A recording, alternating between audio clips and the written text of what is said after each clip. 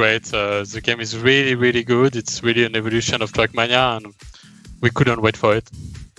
And also, folks are out there creating stuff. We see right here, we're seeing some map creation sped up. We got a little time-lapse thing pre-prepared for us here as we talk through the map creation mode. But I guess give us like an overview starting off, Augustin. Yeah, that's how it works. Every piece of the map is what we call a block. So it's some size, and you can go like diagonal. You have roads, you have decoration, you have checkpoint, start, finish, you have boosters, and all of this makes a map. So there is so many blocks that there is an infinite combination possible in the map editor. And there's also trees, as I know from personal experience. Yeah, you can get into them pretty quickly in the game. So we're seeing here the player's not just sort of creating the map. They're also like, okay, I added a little bit. Now I'm testing a little bit. Now I'm adding a little bit. That testing is kind of like the immediate feedback on, is this working? Is it not? Is this the feel I like? Is it not? Yeah, you always have to test what you're doing just to see if the curve is right, if the speed is right. And we added some tools for that. So, for example, when you test and then you come back to the game, you have your ghost to see what was your speed at this time and to try to reproduce or to do better than him. So you can try every part of the game and get really good in really good map for the players. Interesting. Okay, so when you're starting out, obviously we're seeing someone with some map creation skills. But when players are starting out, are there some tools to help them out? Is it pretty? What do you recommend in terms of like, okay, when you're starting out, just try to make like a simple shape, or try to just put in a sick jump, and that's good. Yeah, well, in the free version of Trackmania, there is what we call a simple editor. So there is a simple editor and advanced editor. What we're seeing now is the advanced editor, so with all the tools, all the blocks. And the simple editor is like a best of blocks. So the blocks you need to do like a simple track, but a good one. You can at least make a good one. And I recommend to start with this. And then after you can get to the advanced editor and make crazy stuff like he's doing right now. Nice. Now, is that advanced editor pretty akin to what the Trackmania team uses to create the actual tracks in the game? Yeah, it's exactly the tool that we are using every day to make the track. Every tool we put in the game, we give it to the player as well, so they can make the same track as us. Nice. So you can challenge people to beat you at your own game a little bit? Yeah, and sometimes they're better than us. They do tracks that amaze us. I mean, I played some tracks that I always remember because it was so great. Well, that's when you hire them for the team, right? Yeah, it happened. We hire a lot. Well, the guy doing the video right now he used to be a player, and he's still a player, and now he's working with us. And we always have like pro players coming into the team and designers and level designers. That's very cool. So, I mean, we're talking here about the Trackmania community then. There are people out there going to be creating these tracks. If they're creating the tracks, they want people to race on them. How do they get folks in the seats, to race on their track? It's really simple with the next Trackmania, because now once you're done with your track, you can just put it out there on what we call a server review, a map review server, and they can, like, everybody can come up and test your tracks. They can rate your tracks, and when they rate it, they give it, for example, 5 stars. Afterwards, if your track is good for the players and we decide it's good, we're going to add it at what we call track of the day, which is like the front page of the game, and everyone is going to play it for sure. Every day there is a new track made by the players. Nice. And so there is also that like server where can any player just kind of go in and be like, let me see what new creations people have today, and then rate them. So if that's your thing, if you're looking maybe for inspiration or just looking to try some wacky new tracks, that's a spot people exactly. can go. That's why I do. I always go to this server like every day and try new maps, even if nobody is like pushing a map right now. There is always maps pushed earlier in the day, so there is always tracks to test and new tracks to test. It's really great. Nice. And so if you get that, so you get your track in there, you get enough stars, get considered by the team and you select them as a track of the day, then you know people are racing it. And there's some incentives for people to get on that track as well, right? Yeah, every day there will be what we call a competition, a daily competition on this new track at 7 p.m. CST.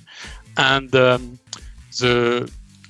this competition rewards with what we call trophies, and those trophies gives you like a rank in a global rank in Trackmania. So every day you have to come, if you want to come to compete on this track, and then you earn trophies and you get better in the game and you can rank up in the global ranking of the game. Ah, nice. And speaking of competition, we are going to be seeing some of the top community racers take on this very track here in just a few moments, folks, in our next segment. Right now, we're talking with Augustin about creation in Trackmania. And so far, we've focused on the map editor, the track creator that we're seeing in kind of a time-lapse fast forward here. But there's also other creative outlets. I mean, you can customize, for example, the livery on your car. Yeah, what we call skin in Trackmania. So you can create any skin you want with what we call a skin painter, and you can share it really easily with the world within clubs. In just one click, you can find new skins that you like, and you can apply them or add them to your favorites. It's really changing game for Trackmania. It's never been it's so easy to change skin and discover new skins. What's your approach here, Augustin? Do you like pick one you like and stick with it for months, or are you like switching it up every other day, mixing it up? Yeah, I'm switching every day to a new skin. I just go to the list and see, oh, this one is nice, so let's apply it, and then I have my skin in the game. So every day I change skin. Excellent. Yeah, it's so fun to see what people come up with, and I imagine this is also something for you. You know, these are the creation tools you use, your team use to create the tracks, the skins, etc. But to a certain extent, you give the tools to the players, they're going to come back and surprise you. Yeah, they're always like surprising us with really great new invention. I mean, they can create mod as well, game mods, so they're going to create new things every day, and every day it's blowing us. And one of the things that I have really enjoyed, even when not playing Trackmania, is seeing some of the like highlight reels people put together, because as we'll see a little bit later on, and as you folks who know Trackmania know very well, Trackmania tracks can get pretty wild, and the kind of precision, the like just like excellent slick like drift precision that people can display looks really cool, and you have some in-game tools to help people showcase that stuff. Yeah, on every track you can save your replay, and then you can use it to make your own videos. So this tool is as well the tools that we're using to make trailers, and at the same time players can make their trailers. They can add up 1,000 cars on the same track to do like a wave, what we call a 1K project, and it's really good to see what they can do with that, because they can change the light, they can change the skins, they can change the color, they can display text in the editor, and it's really, really great. Well, there we have our completed track. Don't forget to save your tracks when you're creating them, folks. And we'll be taking a look at this. There's an autosave. Excellent. Yeah. Augustin, you put a lot of people's hearts at ease just then. We'll be taking a look at that track in action in just a few moments here. But Augustin, before I let you go, I wanted to touch base on just kind of again that community aspect of how do people find these creations? What's a great way? Like there's the club system that sort of allows people to connect to different clubs of friends, or maybe this club focuses on certain types of races, and et cetera, et cetera. Just give us an idea of how people are going to share these creations and discover people's creations. Yeah, so in the game there is what we call clubs, and you can create or join any clubs you want, private, public, with friends, for example, or just a streaming community within a club. And within those clubs, you can share skins, you can share maps, you can create what we call a campaign, which is the same tool we're using to create our own campaigns with 25 maps. And you can create also events, so people can gather around and use the same skin, for example, have a club tag, and compete within each other on leaderboards, and share everything they can. They can also share videos, for example. It's really Excellent. Great. Well, it sounds like there's lots of tools for folks to get creative, to share those creations, to discover new stuff, in addition to just racing and trying to beat the tires off of each other. Yeah. Excellent. Augustin, thank you so much for joining us to talk a little bit more about Trackmania. Folks, remember, Trackmania is available now. Download and play it for free on the Epic Games Store and on Uplay. Augustin, thank you for joining us, and congrats. Yeah, thank you. It's been great. All right, folks, we've got some competitive play coming up here just shortly, but first, another schedule reminder of the order of events today. Our Trackmania showcase continues until about 11:30 Pacific time. Then it's the Ubisoft Forward pre-show. We'll be taking a look at AI teammates in Ghost Recon Breakpoint, getting updates for the Crew 2, hearing from Trials Rising about a special new track for fans who like long rides, and a bunch more. Then at noon Pacific time, it's the main event, Ubisoft Forward, with Watch Dogs Legion, Assassin's Creed Valhalla, and more from Ubisoft's upcoming lineup of games. Stick around immediately following the show for a deeper look at Assassin's Creed Valhalla. And for now, it's back to the track. Joining me now is Omar Ben Abdallah, live producer at Ubisoft Nadeo, to talk about all the ways that Trackmania can get a little more competitive. Omar, how's it going, man? Pretty good, and you? How are you doing? I'm doing good. I'm excited to see some skills. I mean, not that we had no skills earlier. I'm just this is a whole different level, right? Because these are some of the top racers in the community. Yeah, what we did basically is invite the 6 or 7, I think, best players of the closed alpha we organized, and we'll be seeing them racing in rounds mode, so they all start at the same time, and the fastest guy win. All right, who's your money on here at the outset? I'll just take the easy pick and go with Shorty since he won that round. There he is. He's there, top of the pops right there. Yeah. And keen-eyed viewers will note this is the track we just saw being created, and actually the 5th place player, I think, in that round is the one who made it. So, Tona, yeah, you can step it up. I believe in you. Probably can win at least one round. I believe it. So as we watch them compete, I wanted to talk to you a little bit more about, how people kind of like take on new competitive challenges in Trackmania. Because, right from the get-go, you start playing, there's the inherent competition of racing. You're trying to get a better medal, a faster time, and you're racing against your friends. But what are some of the other ways people can kind of get into that broader competitive scene? Basically, what we try to do is to design features that will be good for any kind of level you have on Trackmania, whether you're a professional player or just someone that wants to discover the game and get better each day. So you'll have a lot of new ways to train and get better at the game, gaining more medals, maybe reaching the gold medals on all the maps of the official campaign, which is a great achievement already. You'll be able to play against VIPs, ghosts, which means that you'll be able to compete against yourself or against your favorite streamer, against your friends. So yeah, quite a lot of possibility to get better at Trackmania. Nice. So I like the streamer touch, because then if you're watching them in the chat, say like you can kind of see when they've laid down the time, and then go take yourself to the track and see how you stack up. That's good. Like that's a feature we love at the studio, because you can compare yourself against someone you would love to play against and maybe beat him and be happy with that. Excellent. Shout out to Tona, who did take that second win on the track of his own creation. Nicely done. So we're on to a new track here, and see, that's the kind of move that when I'm flying really out over the over Oblivion. We all did. Like it took us some time to get used to those new way of driving.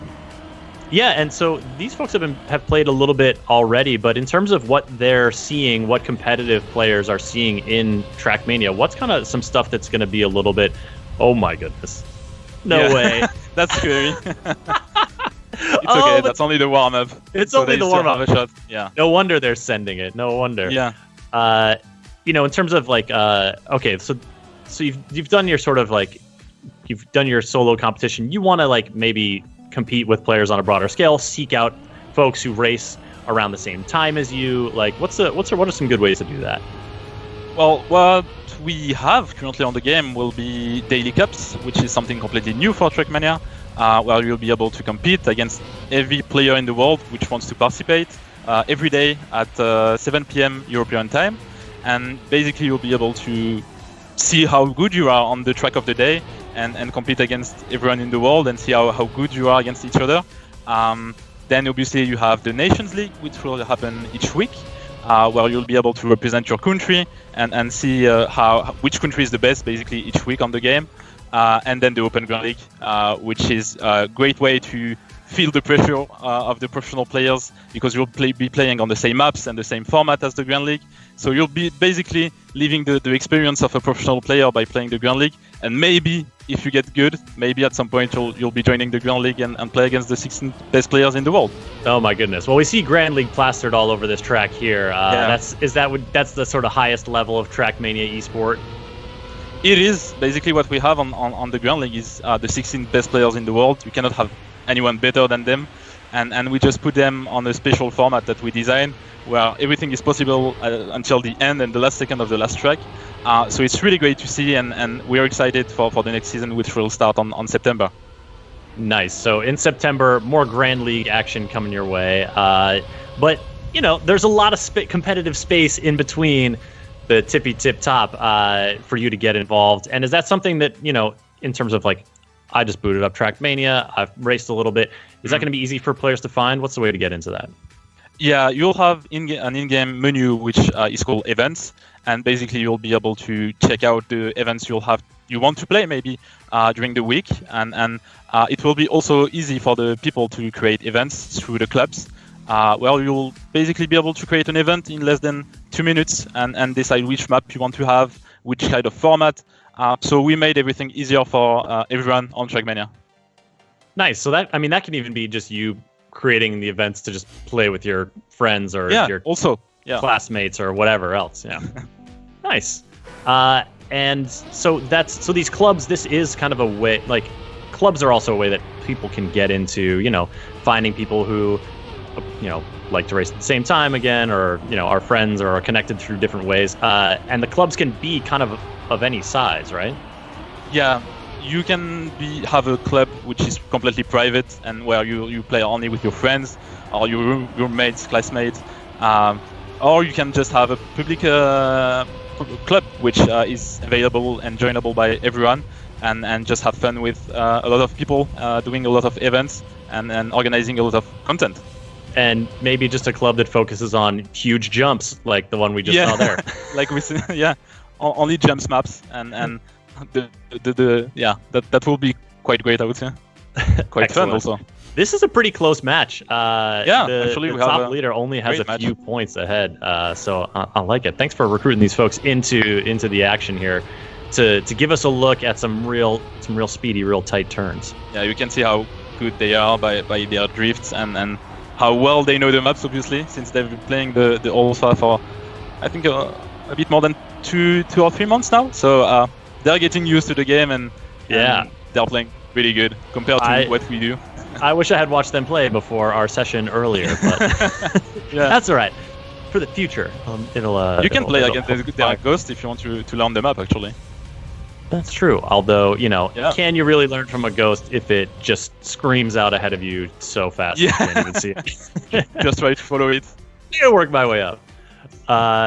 So these community events, this kind of this stuff that is organized through clubs so it's organized through clubs, which is kind of organic, and players all around the world can make that happen. But you at Nadeo are also sort of curating stuff and experiences and events for players to get into. Yeah, what we try to do is to have a mix of community event, where basically we have players organizing event. That's something that is there for more than 14 years now on Trackmania, so we love to see that. We love to see community creating content on our game. We also organize ourselves our events through the Grand League, the Daily Cups, the Nations League, and things like that. So it's kind of a mix of trying to get content for every kind of players, and also a way to be able to create content and events, whether you're a great player or just want to have fun with your friends. Nice. Wow. The time separating the top finishes. That's really great, and that's really fast. Is very, very tight here as we move on to, I believe, our 4th and final map of this competitive section. And it's still really close. All right, folks, it's down to the wire. Omar, still believing in your racer Shorty out there? Yeah, I think he's first. So came in first that race. Yeah, and that's a great map. Everything can happen there. So might be someone overtaking Shorty. Do you like that kind of map where, I mean, it's exciting, right? Because like dramatic stuff can happen, but also it's a little scary. Like you can just fly off the track and like, well, lose everything. It's all gone. you can go from first to last just basically by doing one mistake and one short mistake. So that's pretty exciting for the spectators. It's not that fun for the players, obviously, because you don't want to lose everything on one turn. But yeah, that's how you handle pressure on Trackmania. Yeah, at some point, like fun becomes like, oh, it's the thrill. You're risking a lot more for the bigger payoff, right? Yeah. What do you call this kind of road surface here? That's like a hill in the middle. I was trying to figure this out earlier.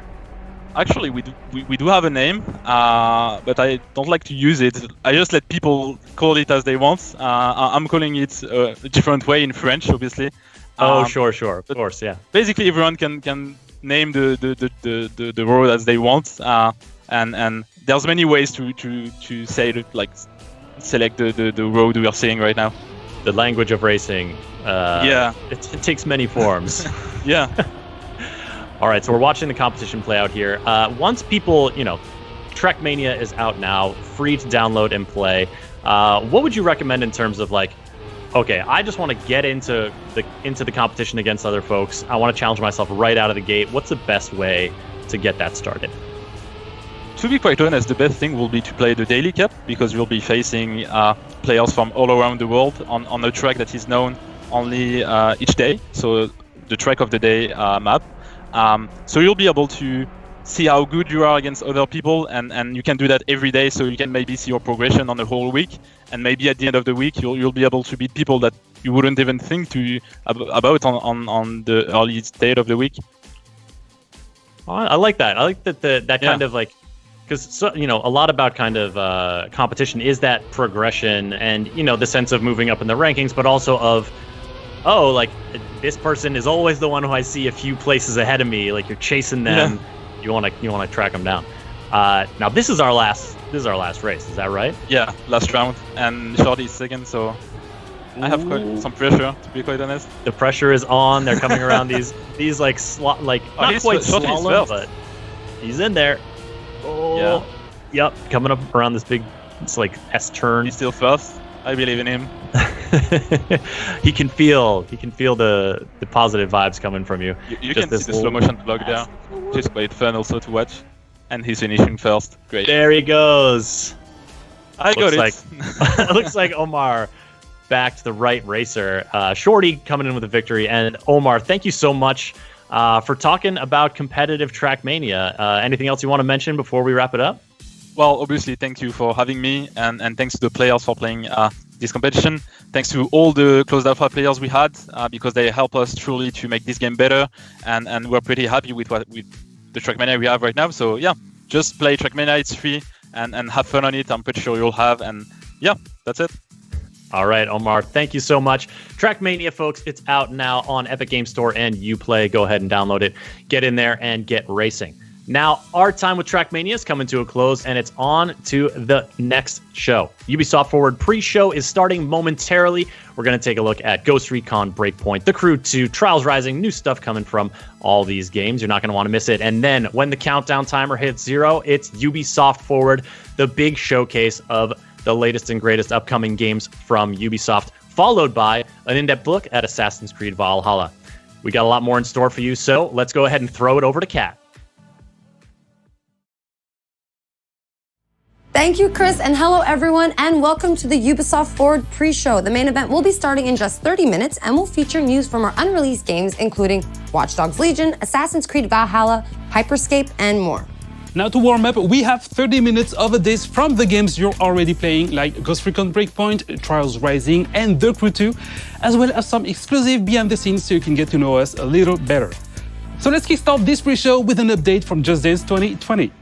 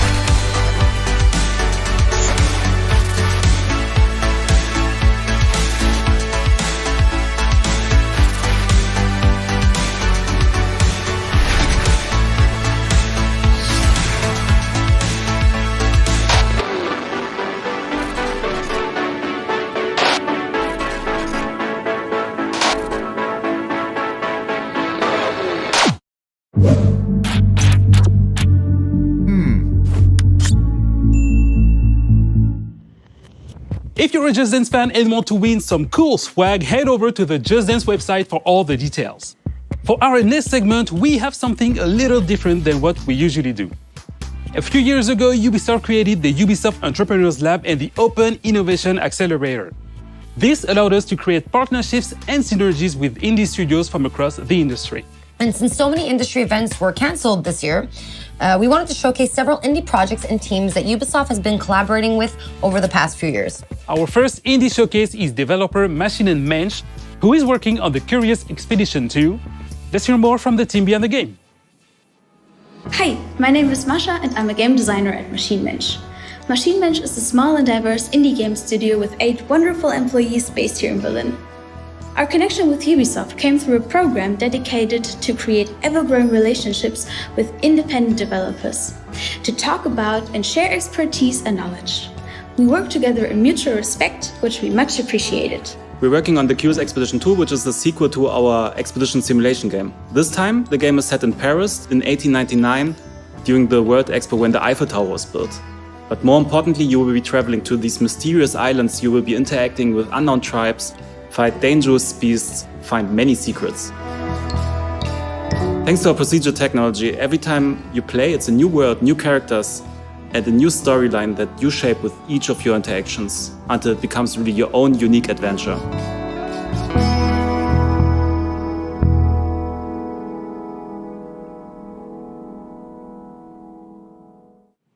And we will have more indie guests coming up later in the pre-show, so stick around. Now, a while ago, Ubisoft released its very first live-action TV show on Apple TV+, and it's a comedy about making video games called Mythic Quest Raven's Banquet. And to keep the show authentic, Ubisoft's Red Storm studio went above and beyond by creating a playable sandbox for the game that is actually featured in the show. So now let's head behind the scenes for an exclusive look. This is the home of Clancy. Okay. It's very Clancy-esque. Yes. I get it. All right, now I'm starting to understand. Right. I too keep all my awards at the front of my office. It's entirely empty. So Mythic Quest is Ubisoft's first live-action comedy. The whole show is about a team that is developing a super successful MMORPG, and it's about all the people within the game development team and their relationships and what they go through in creating one of the world's most successful games. All right, incredible. Thank you. But are we sure that we're finished? When we heard about what was going on, we weren't really sure if we were a great fit because we've always made shooters realistic. And we listened to the pitch and we were super excited about the idea. So we thought, all right, what does Ubisoft have that we could channel to fit this? You're fucking me. Yes. You're fucking me. But I'm not enjoying it. It's for the game. When we started on the project, I think we imagined we would just make video clips that would run on screens in the background or something, so it would feel like a real game studio. But once we saw the script, once we started collaborating with the team, we realized, oh, they want a game, like an actual game. Of course, making an actual game would take years, so we started selecting the pieces that they really needed for certain scenes. And from there, it was not long before we said, what if we make this actually playable? What if we make it so you can connect a controller and control the characters? And so that's what we ended up doing. The thing that I love most is the shovel. Exploding people's heads with this thing is straight fire. Crunch, man. We had requests to do things like make a contagious viral disease in which people bleed out of their eyeballs first, then they bleed out of their anus, and they vomit and bleed out of their anus at the same time.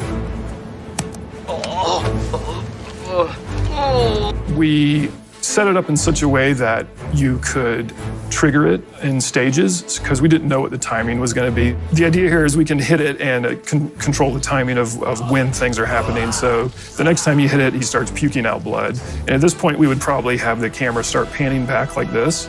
And then you can hit the button again, and you can see the blood ocean itself has started coming in. And so now they're all bleeding out of the back end as well. And then the final is just everybody exploding in bloody gore. And then this was Keith's idea. He wanted the skulls coming up and bobbing up and down in the water. So. David, can we actually make this quick? I've got a lot of work to do stripping blood ocean out of everything. Yeah. Releasing a disease into the game right before a global pandemic was not a great look. Today was the first time we showed Mythic Quest Raven's Banquet to an audience. I've never seen it with more than 6 or 7 people in a room. And so I wanted to make sure that we gave them an opportunity to hopefully recognize that this is a giant love letter to them, to the industry itself. I was a little nervous, I gotta be honest. I thought it was gonna be a little cringy, but it was fantastic. I thought there was a lot of truth and in the humor. It's about time that we had a show about our industry. You could tell when the audience was laughing, when they really hit something that felt like the game industry. I think it's brilliant.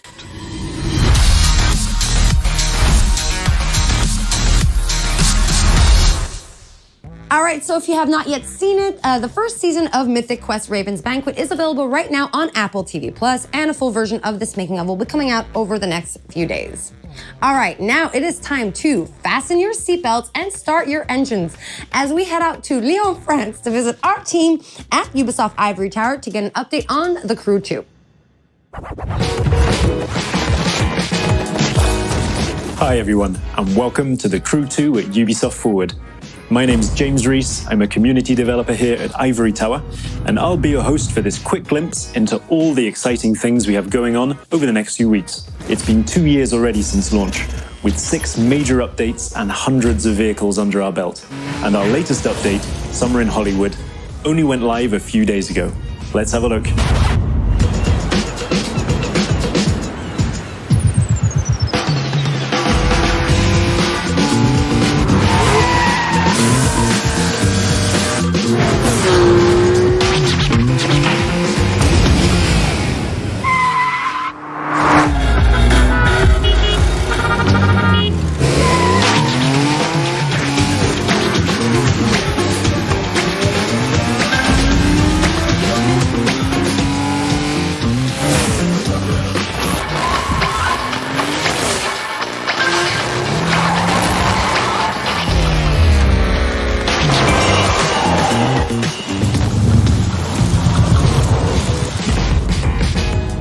Wait for you to get your hands on what's coming. There have been a few speed bumps along the way, but over the past 2 years, you, the community, have made The Crew 2 a motorsports playground where all players are welcome and where anything is possible. So thank you to The Crew Social, Exchange, Discord, Reddit, and all of our players. We've got a little something for you in-game to show our appreciation. It's the 67 Volkswagen Beetle, so let's see what kind of Hollywood twist you can put on it. That's it from me. There'll be more news dropping over summer, so keep your eyes peeled, starting with this.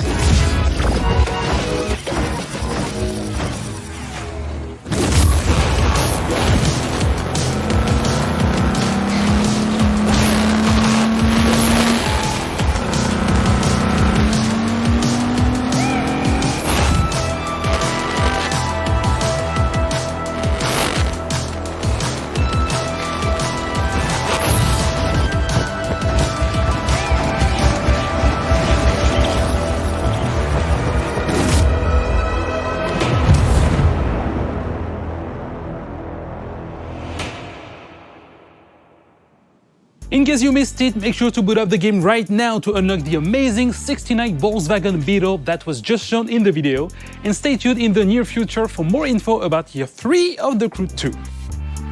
Our next video is from our second indie guest, Bossa Studios, who will be injecting a delirious dose of fun with Surgeon Simulator 2. Enjoy!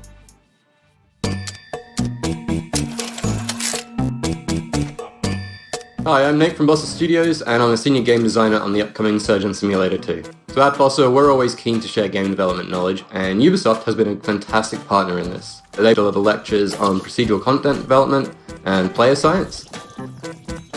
And in turn, we shared with them the ideation processes that we use to develop initial ideas into living, breathing games. Which brings me on to Surgeon Simulator 2. We've really doubled down on the physics-based pandemonium that the series is notorious for. And we've pretty much expanded on every other aspect of the game as well. So this time around, you're no longer just a floating hand confined to the operating table. You're actually a full first-person surgeon with an entire medical facility to explore. And in addition to the levels that you'll find in story mode, you'll now be able to create your own unique levels and experiences using Bossa Labs Creation Mode. So it's a really easy to use, intuitive set of tools that allows players to create either on their own or in online multiplayer with up to 3 friends. Everything players create can then be uploaded and shared with the community, and here Surgery really is just the tip of the iceberg. During our closed alpha period, we've seen players create all sorts of amazing stuff, from bowling alleys to space stations, pirate ships to horror-themed escape rooms, and this is before the game is even released. So we absolutely cannot wait to see what players create when we launch the game this coming August, and in fact, if you pre-order Surgeon Simulator 2, you can receive exclusive closed beta access.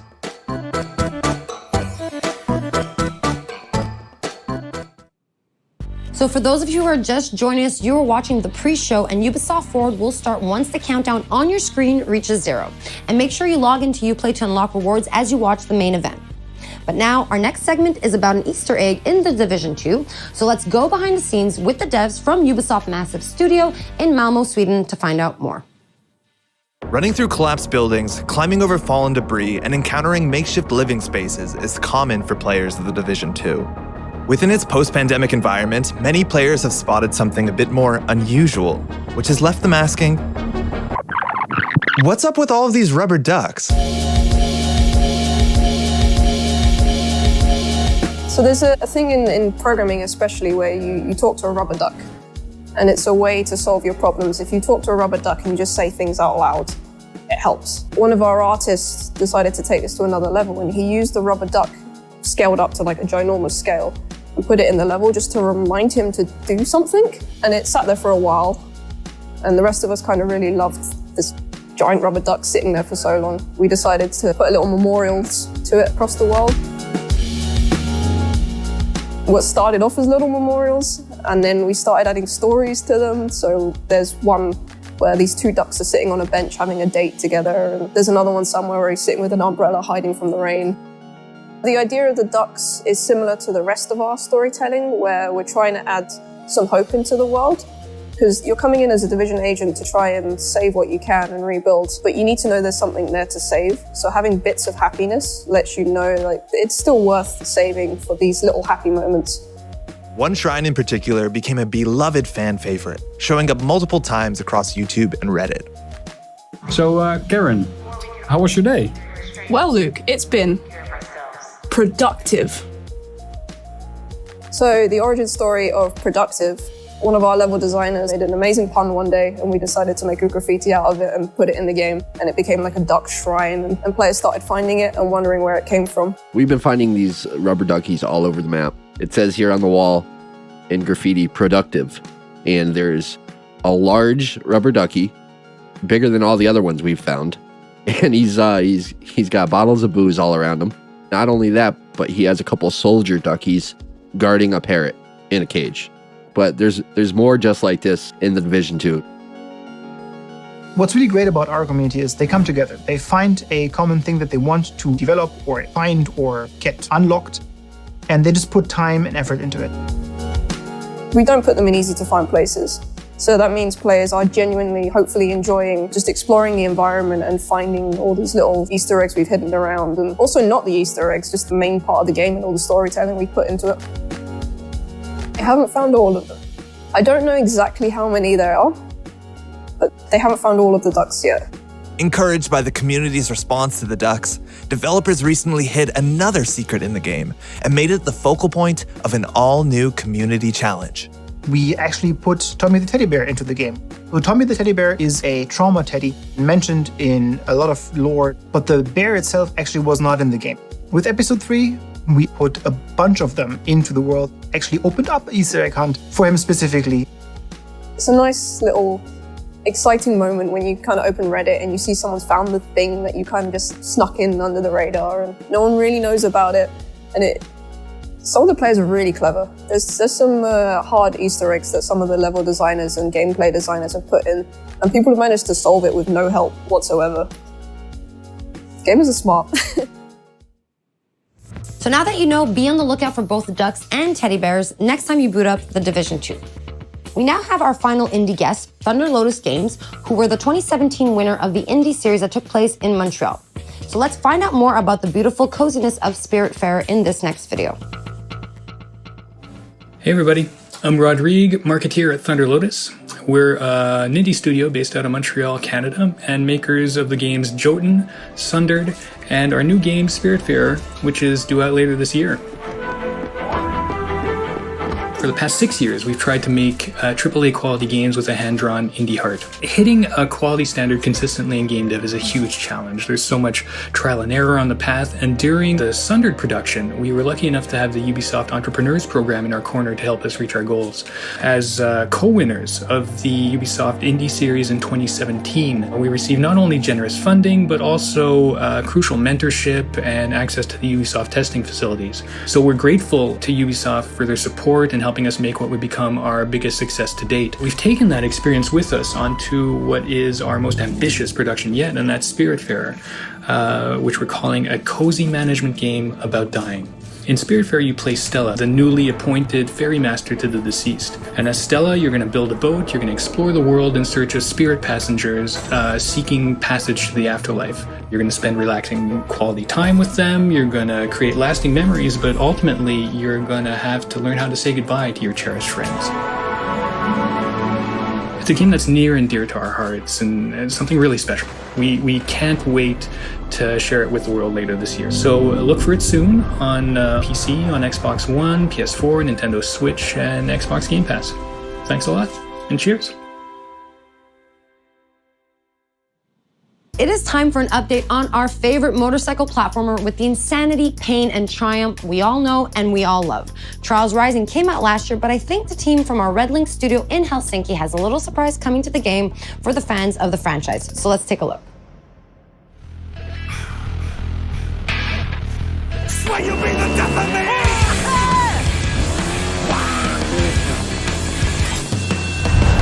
Hi, we're here today to introduce you to an exciting new endurance challenge coming to Trials Rising. But to make sure that we respect social distancing guidelines, Auntie and I decided Do I fire the goose now? What? Fire the goose? Fire!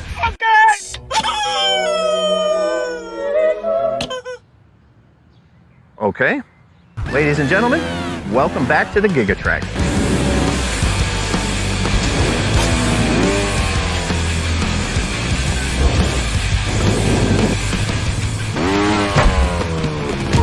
Far from a remake of the classic track from Trials Evolution, this is an all-new journey across the world of Trials Rising, in by far the longest track that we've ever put in a trial. Did you tell him it's the longest track ever?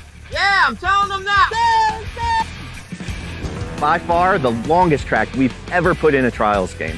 The Gigatrack will take you across many different environments, from the iconic... Environment! Tell them about environment! Please! Yeah, I was just... Maybe you want to tell them. The Gigatrack is like life. It starts and it ends and it's long. Depends how you enjoy it. And also one secret thing. 4 tells transfer to 1. Prepare for the ultimate test of Trials endurance. Gigatrack releases this Thursday, July 16th for the low price of... Did you tell them it's free? You heard that right, riders. Gigatrack will be available for free to all Trials Rising players when it releases this Thursday.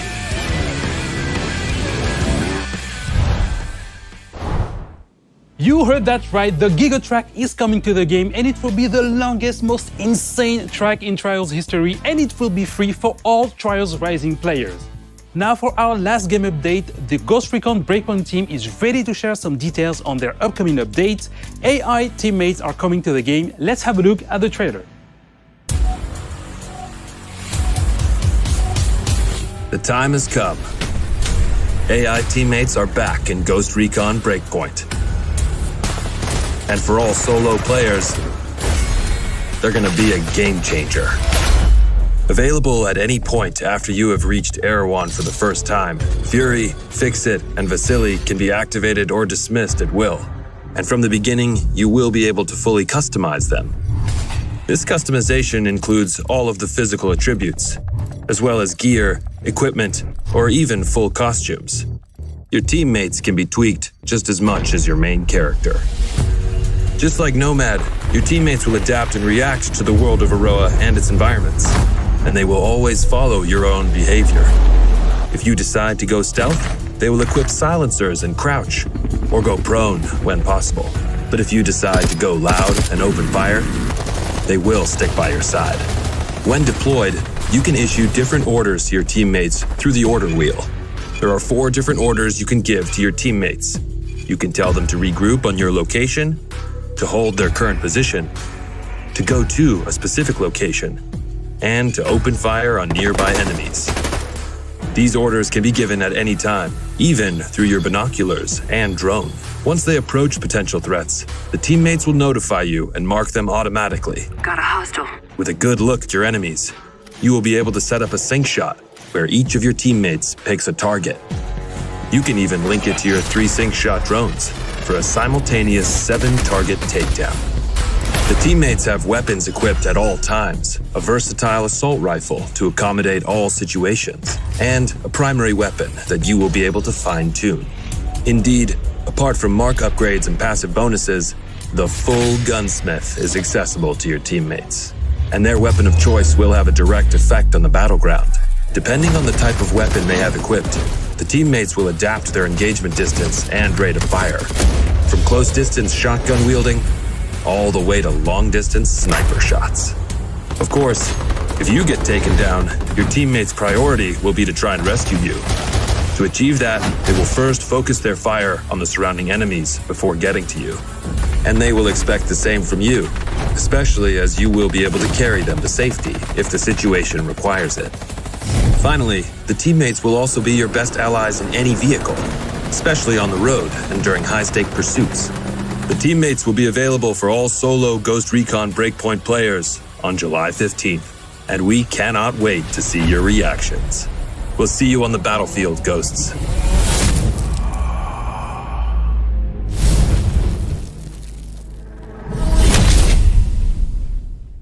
Hey Ghosts, I'm Grace from the Ghost Recon team.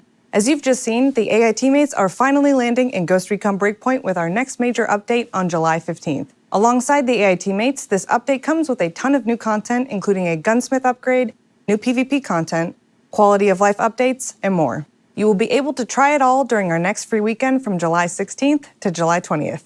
But that's not all, we've got one last thing to show you. Enjoy, and we'll see you on Aroa, Ghosts. To anyone listening, this is Haruhito speaking for the Outcasts.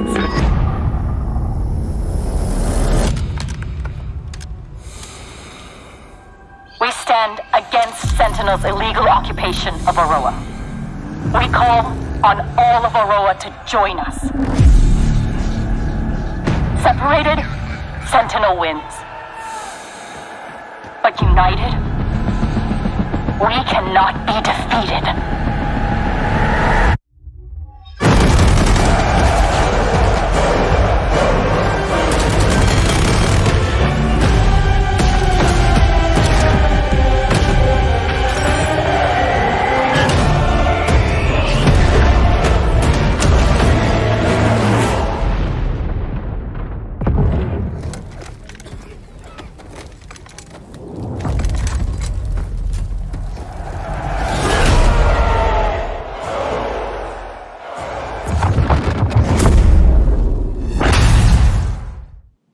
And now our very final video for this pre-show is another episode of our wow moments compiling the craziest and coolest clips from you, our players.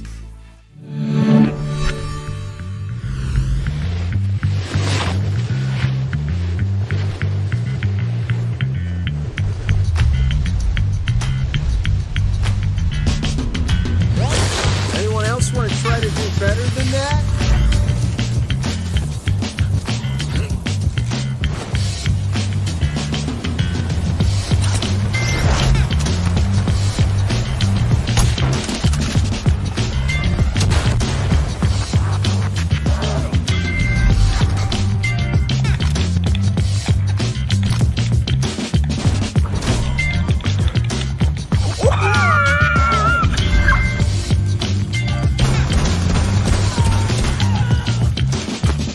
I was gonna interrogate him.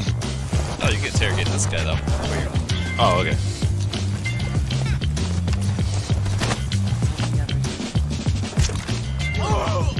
Last stop standing.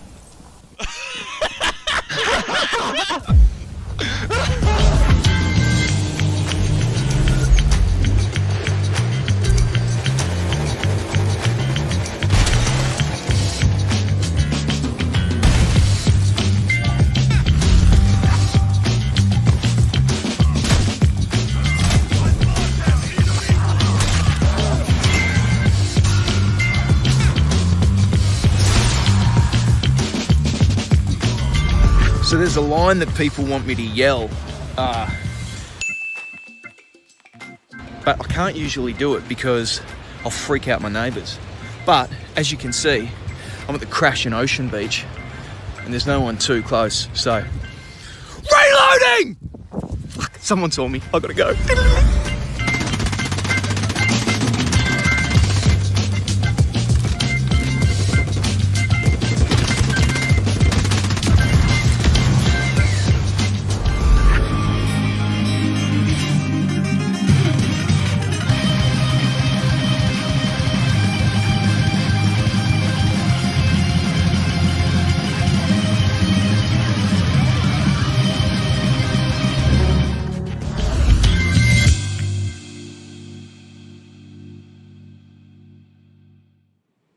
If you also have amazing gameplay segments you captured from our games, spread the joy and submit them on the link displayed on your screen right now. All right, guys, it is time for us to wrap up this pre-show. Don't forget to stay tuned for our post-show featuring a deep dive into the world of Assassin's Creed Valhalla. Thanks a lot for watching this pre-show and enjoy Ubisoft Forward.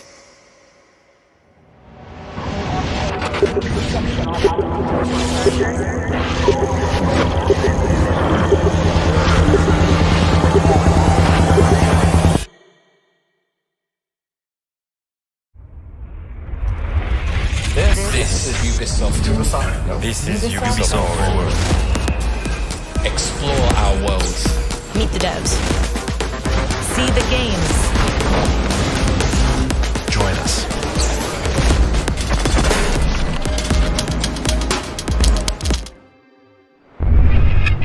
Hi everyone, I'm Neelam Kumar and I'm very excited to be co-hosting the first Ubisoft Forward with the talented Yusuf Mageed. Today's show is all about getting up close and in-depth with all the exciting games we have in production here at Ubisoft. I'm Yusuf, but there's no time to waste. So let's head straight for the streets of futuristic London and see what the hackers of DedSec are getting into.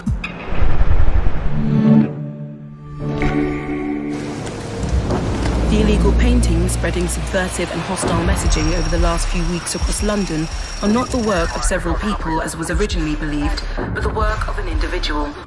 The criminal suspected to have links with the terrorist group DedSec is marked as to be dangerous.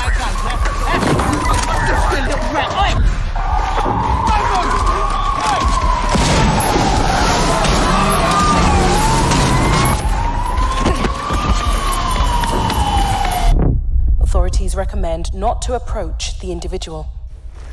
First, they came for the foreigners, and I did not speak out, because I was not a foreigner.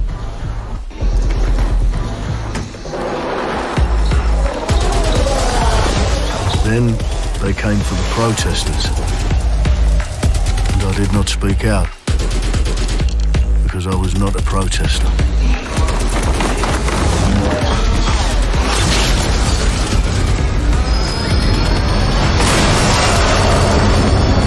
Then they came for the journalists, and I did not speak out, because I was not a journalist.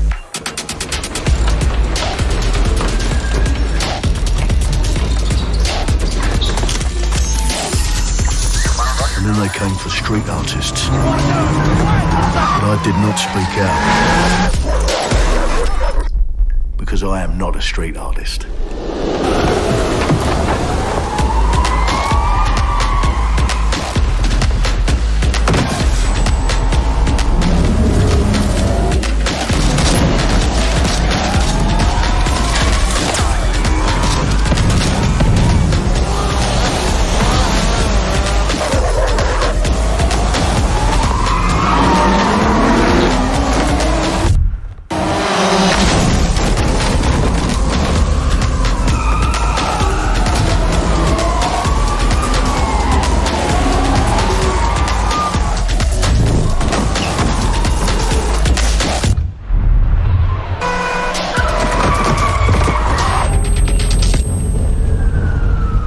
And I realised that eventually they'd come for me, and there would be no one left to speak for me.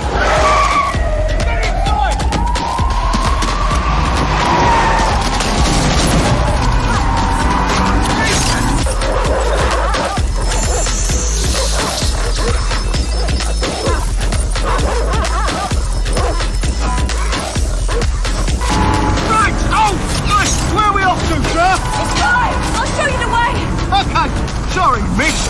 Jesus! All right, so we're in a total mess now, so let's get the hell out of here.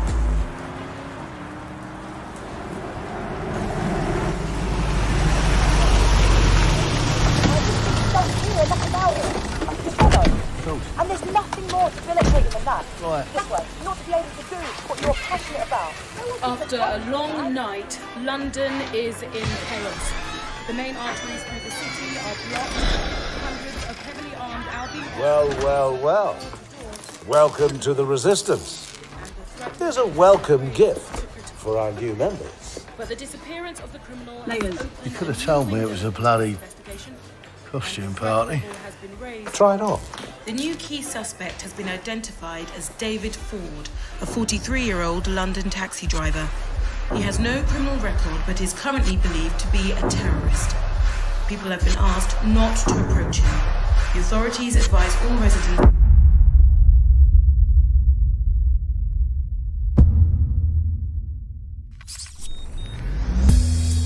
I'm Clint Hawking. Clint has been a longtime creative force here at Ubisoft, and now he's bringing this vision to Watch Dogs Legion.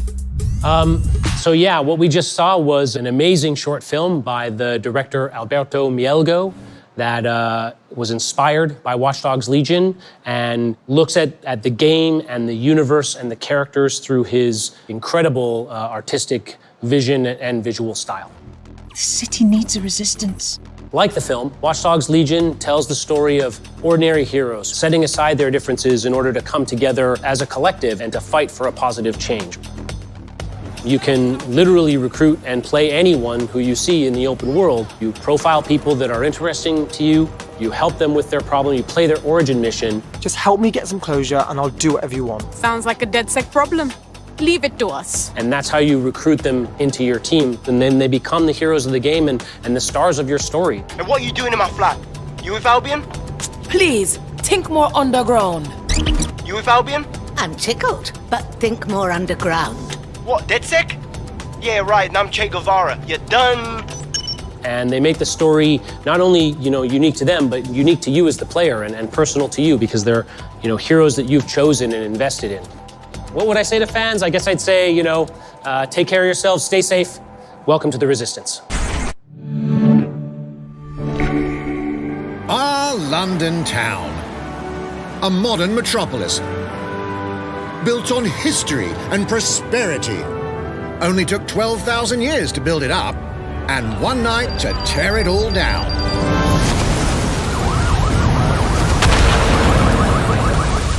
Oh my God. Listen up. Get all your units to move in and lock down the city. With London under attack by a mysterious terrorist, the government turns to a private military company called Albion to keep everyone safe. What could possibly go wrong? Ladies and gentlemen, Mr. Nigel Cass, CEO of Albion. He's kindly stepped up to establish order. Understand this. I will not allow anyone, not even myself, to jeopardize this. He will stop at nothing to permanently control the city. London will be the first city in the world to be made truly safe. Nigel's not the only opportunist who's taken a liking to this fair city. Meet Mary Kelly, head of the most powerful crime syndicate in London. Be sure and spread the word. She and her goons are using the dark web to sell everything from party pills to people. This microchip is scary, I know, but I got to keep tracks on my merchandise, don't I? You made me a slave. You do not want to ruffle her feathers. With the city out on its arse, it now falls on you to build a resistance and take back London. everyone. Faces on, guns out. Any of the brave Londoners you see walking the streets can be recruited into your team. Like him. Her. Or even her. Everyone can become your next secret weapon. In our first mission, we need to get some dirt on Nigel Cass, and that means breaking into Albion headquarters inside the Tower of London. All the hardy souls you see here are people we have recruited from the streets of London. They all have unique abilities, and you're free to tackle this mission with whoever you like. Dear God, my eyes. Badly. Zip up, get to work, and let's never talk about this again. Like everyone in DedSec, Arthur can hack pretty much whatever. But as a construction worker, he has a particular set of tools that make him handy.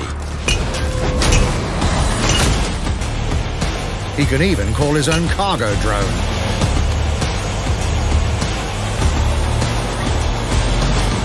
Perfect for gate crashing, when you're not invited.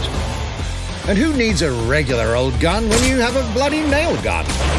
Come here, you soidoid shitboy.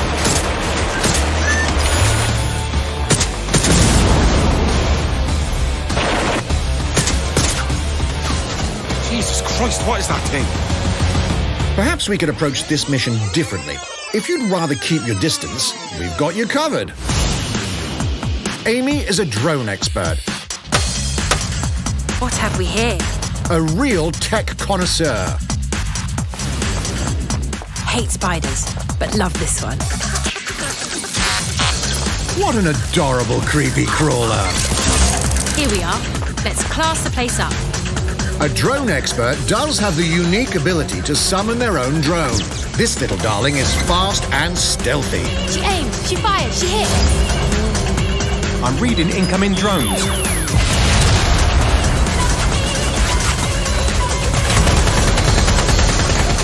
She can also hack enemy drones, turning the tide in her favor. And if you are not into direct confrontation, there are more ways than one to get the job done. Recruiting an Albion officer like Brielle here might be challenging, but it'll get you inside restricted Albion areas. Don't mind me, just doing recon for a bunch of insurgents. However, do anything suspicious and she'll probably wind up with a bullet in the back of her head. You've been approved for entry. We're missing the human element here. I can get the Defence Minister on the line right now. Well, if you feel you must.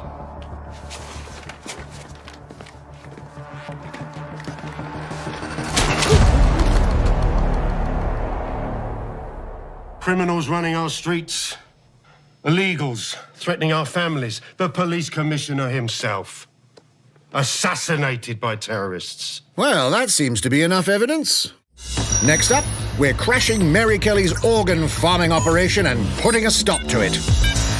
That's good. The buyers expect high quality stuff. And we need a hard nut for this. Impairing our frontal lobe again, are we? Bags, don't disturb me in my natural habitat. Say hello to Mickey. The man lives for his team. That put another hair on my chest. And doesn't mind getting his hands dirty.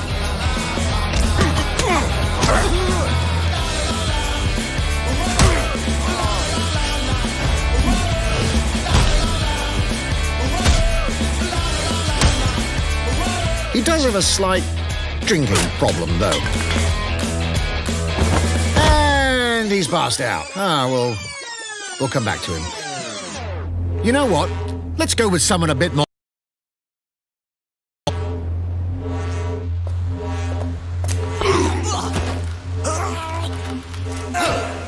It's almost crass to call him a hitman.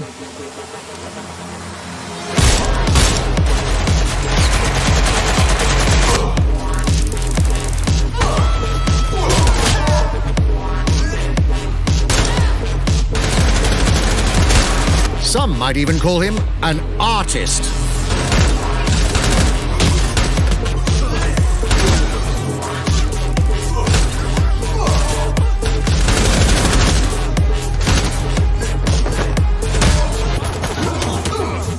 me as the bastard responsible. Done and dusted. Not bad if I do say so, innit? Not everyone in London is a legendary assassin or a super spy, but everyone can be a hero.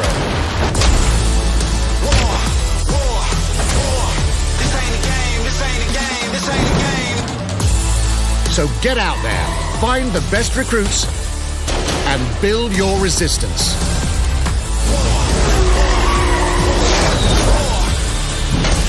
It's time to take back London.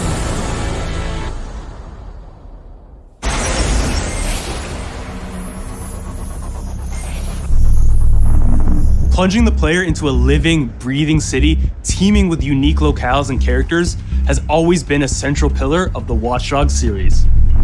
So what goes into building those worlds? Here's Amanda Munt to tell us more.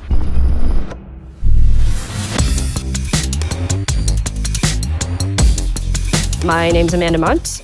I'm a level artist on Watch Dogs Legion at Ubisoft Toronto. Being a level artist, I think, is the coolest job in video games because we do get the freedom to kind of like pick and choose what little details we want to depict. And we get ample opportunities to tell the stories that we want to tell in the spaces that we're assigned to. I have the capacity to hide things and, like small little Easter eggs. In AC Unity, there was a boat somewhere in the world that was covered in cats. And then it happened again in Watch Dogs 2. And there may or may not be something in London that is a boat filled with cats in some capacity. So I was fortunate enough to go to E3 last year. Some of the people that I was showing our demo to were from London. So no matter where I dropped them in the city, they'd go, oh my God, this feels like Camden. This feels like Southwark. This feels like Westminster. When people are talking about some detail that I've put into the world and they're excited about it, like that feels so good as somebody who, builds these worlds with care. I love it.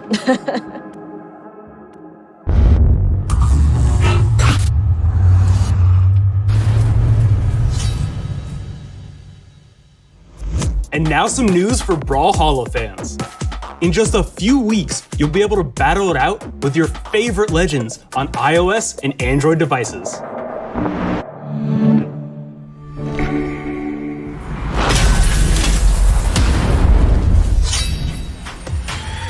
Three, two, one, brawl!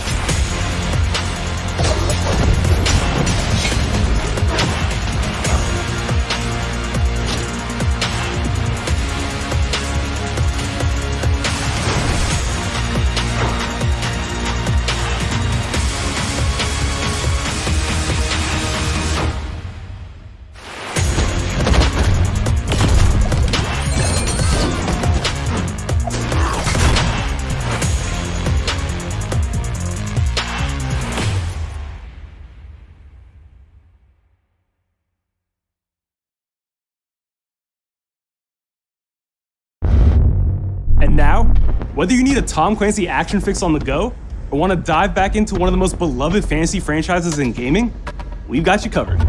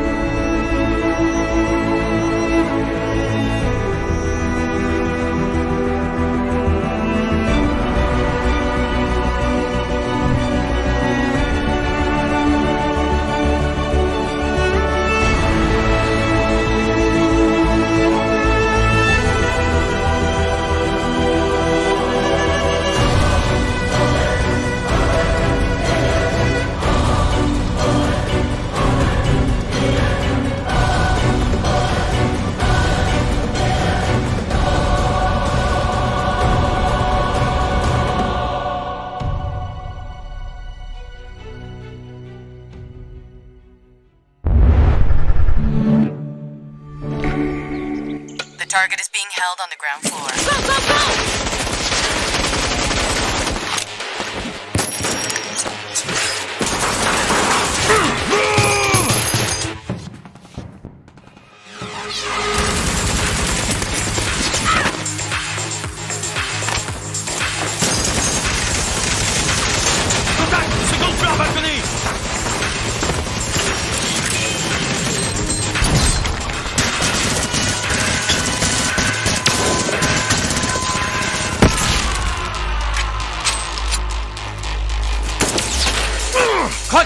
Moan chain is down.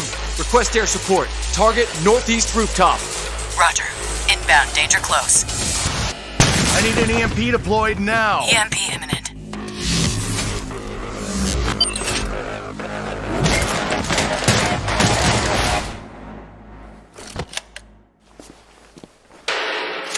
Get back in your cell!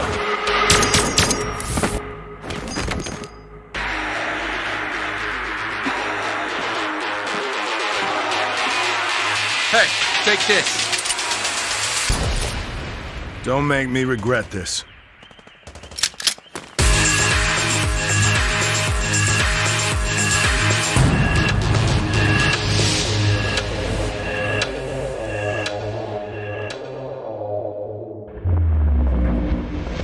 Speaking of Tom Clancy, it's been 5 years since Rainbow Six Siege first launched, and the community has never been stronger. In celebration of this milestone, Ubisoft Montreal has put together a special video to thank all of the amazing players and developers that have helped Siege become the game it is today.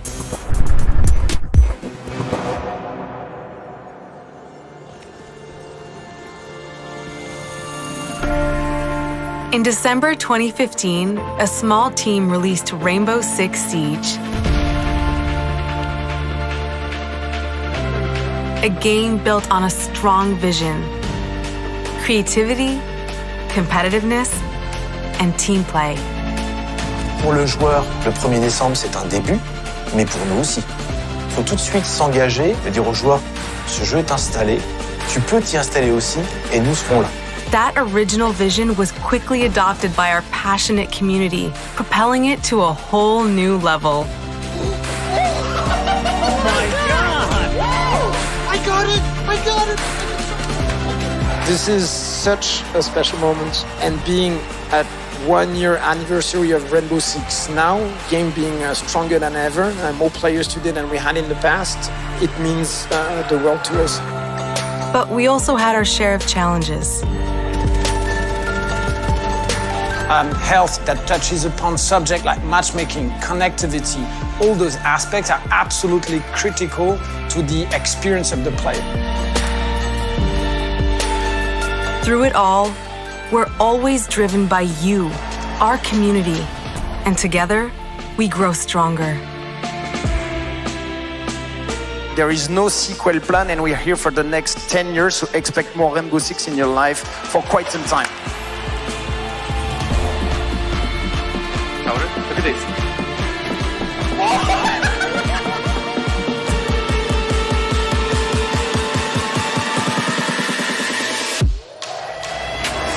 Tous les succès, c'est vraiment le résultat de autant de nous que de vous.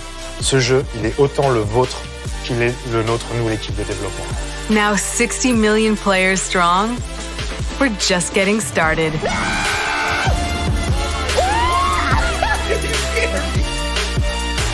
From the devs that build the game to the community that plays it, thank you.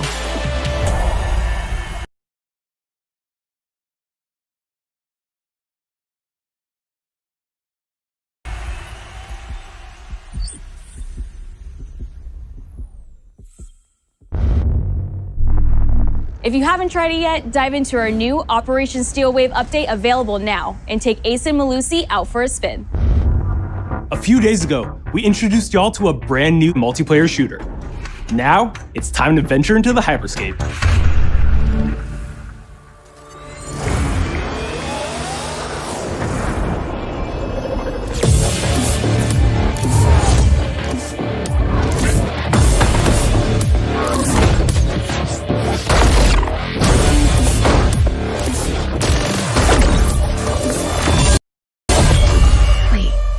What was that?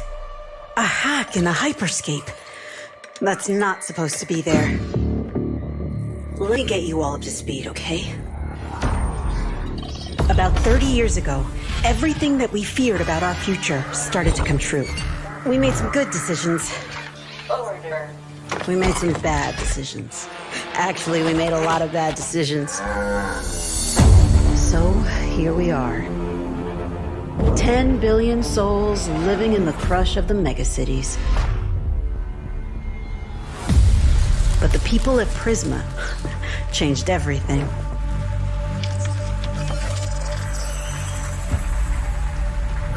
They gave everyone a way out. The Hyperscape. In the Hyperscape, the biggest draw by far is Crown Rush. This is where anyone can become someone.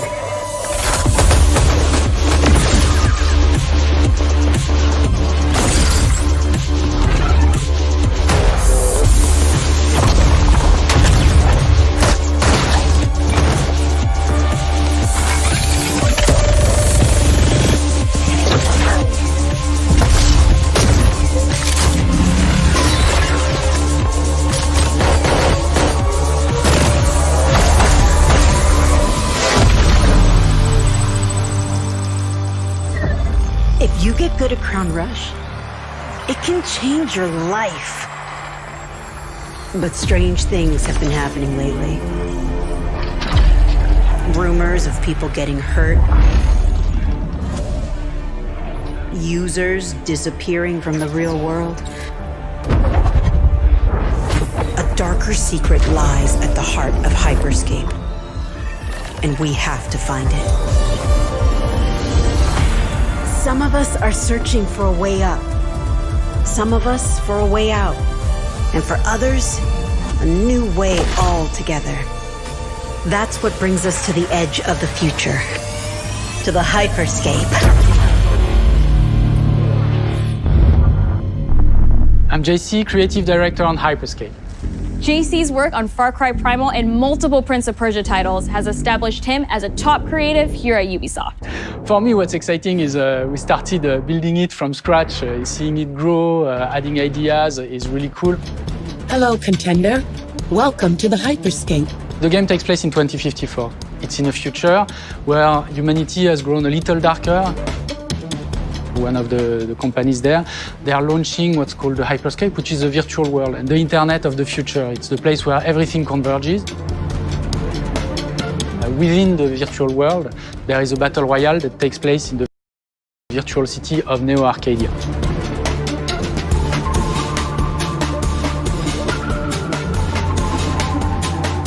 Then we also introduce a lot of new things. You get the opportunity to do parkour on the rooftops, to go into interiors where it's much more narrow, much more stressful. You get to go to the landmarks where there's more opportunities to get cool items, but also more players, so it's a risk-reward kind of deal.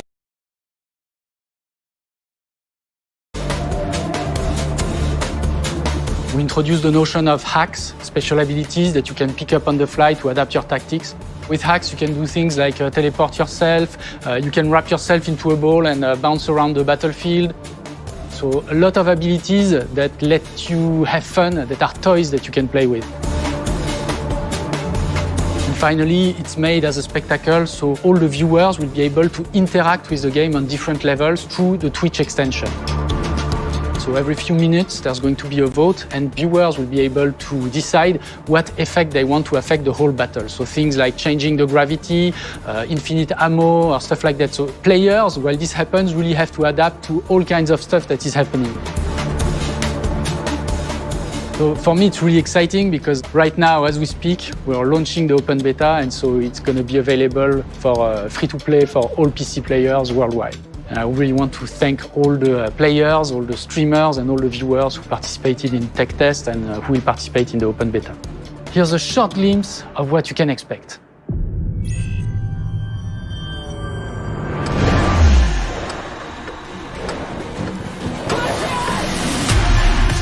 Watch and learn how it's done.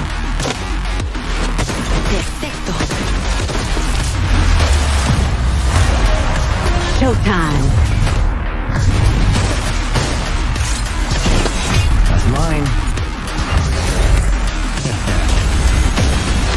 Let's show them what I'm made of. Go time.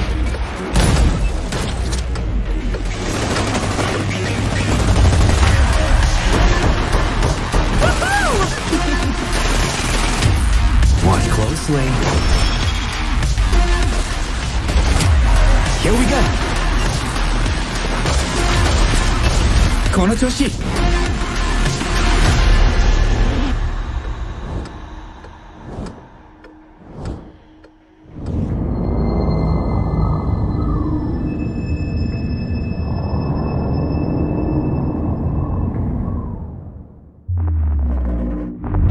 The digital world of the Hyperscape gave our artists and developers incredible freedom when it came to designing characters. Production manager Ana Maria Musca is going to take us behind the scenes of character design. My name is Ana Maria Musca. I'm the production manager for characters and weapons on Hyperscape. We have paid an exceptional amount of detail to our characters. We switch different outfits, different fashion statements, different tattoos, different materials until we see them as real individuals, as real people. So the second you pick a character, you see them in game, you understand what their motivations are and what drives them and what challenges them. This was the first lineup of characters. This is our default base, but even starting from the hair down, everything has been meticulously thought of. Would this person actually like this type of outfit? Would this person enjoy the type of tattoos that we're putting on them? Will they actually like to be in this body? Each season, we plan to produce new outfits for these characters. So we're hoping some of our players are gonna see the effort and maybe even correlate some of the accessories to what's gonna happen in the game. We're very excited to see it in people's hands. As we move into the next generation of gaming, Ubisoft has been working closely with console makers to take advantage of all the extraordinary capabilities these new consoles will offer. Now we have a special guest to tell us a little more. Hey everyone, Phil Spencer from Xbox. With Watch Dogs Legion, Ubisoft is supporting smart delivery. So you will get the absolute best version of the game on any version of Xbox you're playing on. On Series X, you'll get to take advantage of the amazing work the team has done with DirectX ray tracing to create an absolutely immersive version of London like you've never seen before. Ubisoft has a unique ability to create immersive worlds, setting a new bar that continues to drive our industry forward. I'm a huge fan of Assassin's Creed. I love the time I've spent exploring the world in Assassin's Creed Odyssey, and I can't wait for you to see the gameplay from Assassin's Creed Valhalla that's coming up now. All right, we know you've been waiting to hear more about this game since it was announced back in April. And now it's time for a deep dive into the world of Vikings. My name is Julien Laferrière, and I'm the producer of Assassin's Creed Valhalla. So a couple of weeks ago, we announced Assassin's Creed Valhalla, and the reaction from the fans was just amazing. The time period of Vikings is really, really inspiring. When we did our research, we found that, they were not mindless barbarians. Vikings were actually farmers trying to find new lands for them to settle. And so they had really human motivations. So for us to have this opportunity to tell kind of the real story about Vikings and kind of separate ourselves from the myths and the folklore is really something that drove us to make this game. The team went to Norway and England to take the same roads that the Vikings did, to really experience what it meant to be a Viking at that time. And then leaving Norway, which is barren but majestic, and just coming by boat in England and see those rolling green hills full of sheep, full of life, is just this moment that most likely the Vikings felt as well. You need to see this land of opportunity. And this is exactly the feeling we want players to experience in this game. It is a personal adventure, it is the story of Eivor, a Viking chieftain. Eivor is either a male or a female. You decide when you start the game. They will have to leave Norway to settle in England because you just can't live in Norway anymore. There's too much political pressure, no resources available.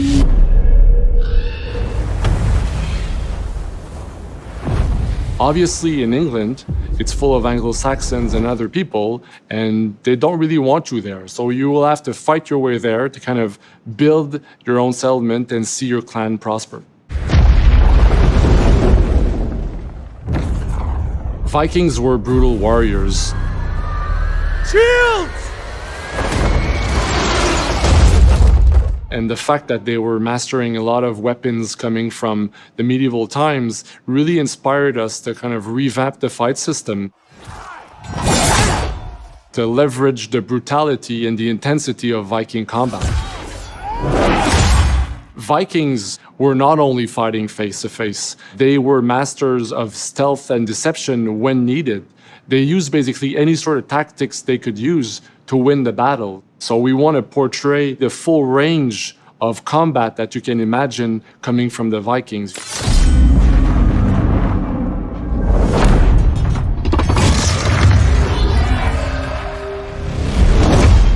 We are very happy to finally be able to show you the game we've all been working on. So please enjoy this deep dive into Assassin's Creed Valhalla.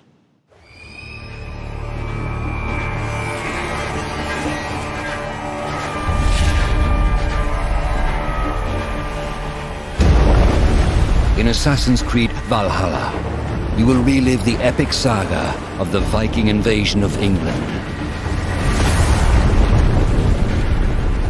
You play as Eivor, a Viking from Norway, who will lead his or her battle-hardened warriors across the North Sea to the British Isles. Eivor is driven by an ambitious goal, to build a thriving Norse settlement in a hostile land. For the good of our clan, it is time we go a Viking. Today we raid, that tomorrow we may build. England is a dark age.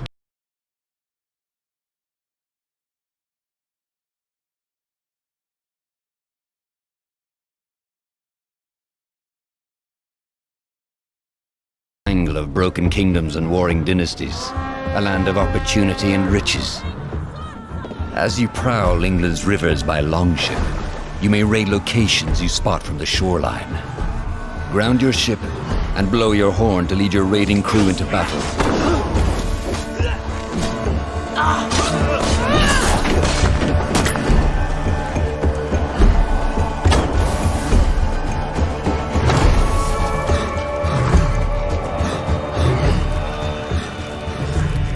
Your crew will assist you in all your raids, fighting enemies, battering down doors, and stealing cargo too heavy for one set of arms.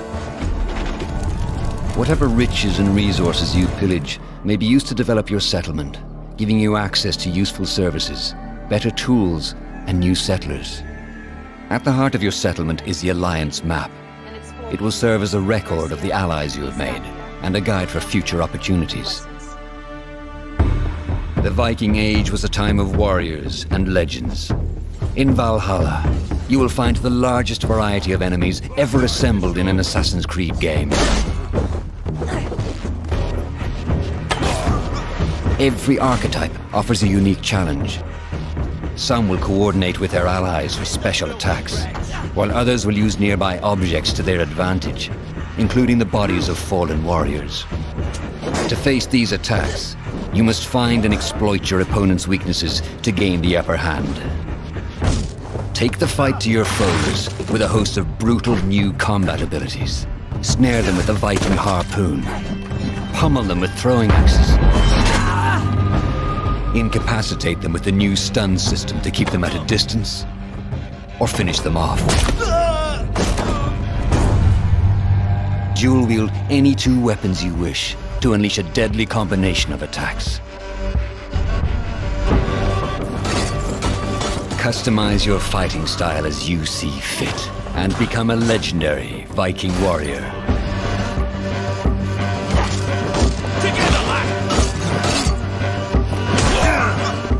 All combinations of weapons are available to dual wield, including two shields.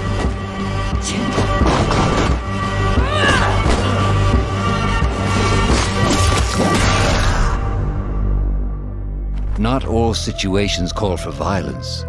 In this new land, a Viking must find a way to adapt. As Eivor is not welcome in England, you may need to outsmart your enemies, avoiding unwanted attention in towns and bustling cities. Use Eivor's hood and cloak to blend with crowds, and slip past watchful eyes, an unseen hunter among the people.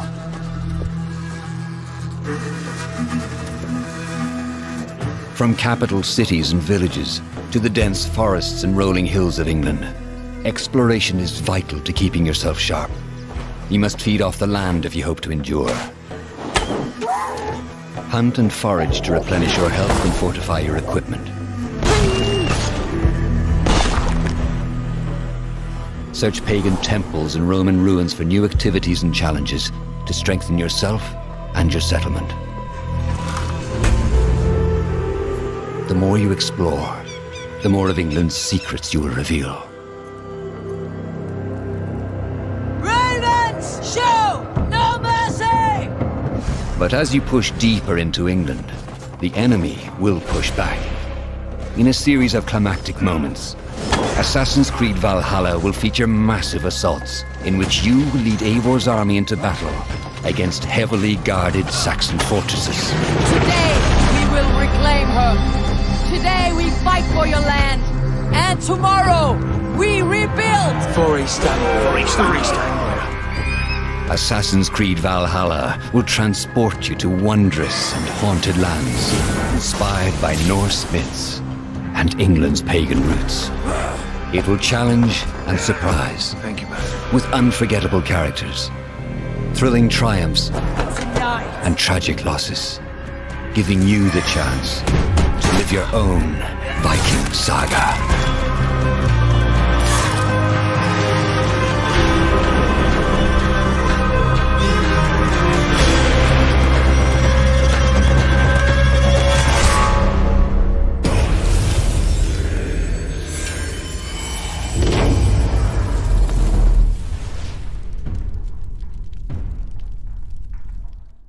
Ninth century England is truly unlike anything the franchise has seen before.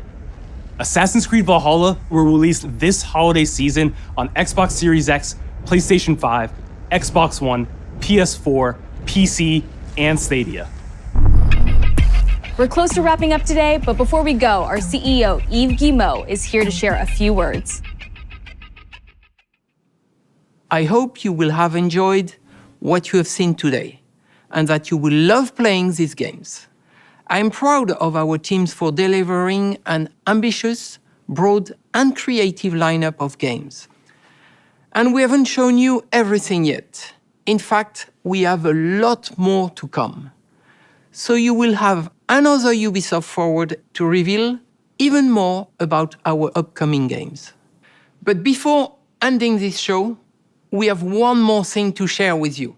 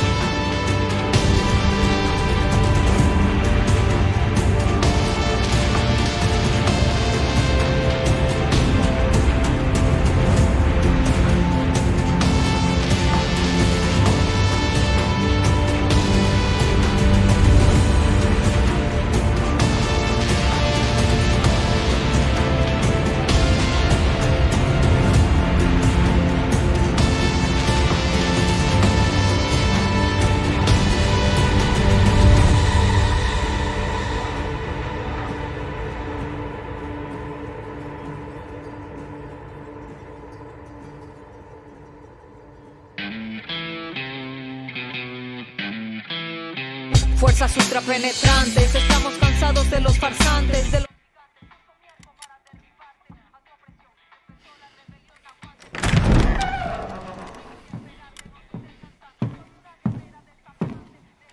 It's beautiful, amigo. Perfect, but useless. I have something for you, Diego. Give me your hands. Papa. Now, the grenade is simple. It has 4 basic parts. The shell, which contains the explosive, the fuse, the handle, and of course, the pin. What are you doing?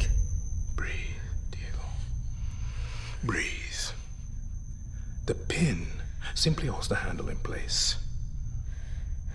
It is only when you let go that this grenade goes boom.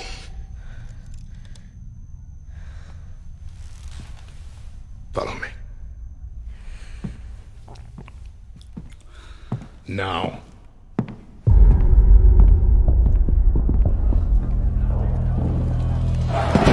I am El Presidente, which means that someday you will be El Presidente.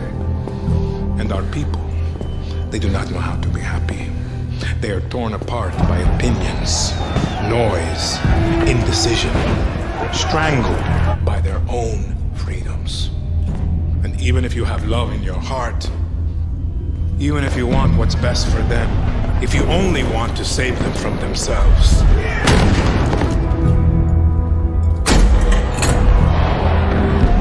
they will hate you, Diego. Everything you say, do, believe, will be wrong.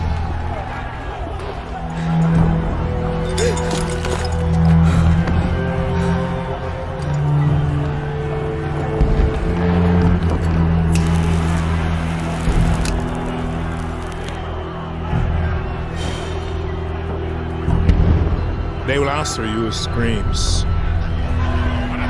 call you evil, a monster, and give you this. So you tell me, are you evil? Are you a monster?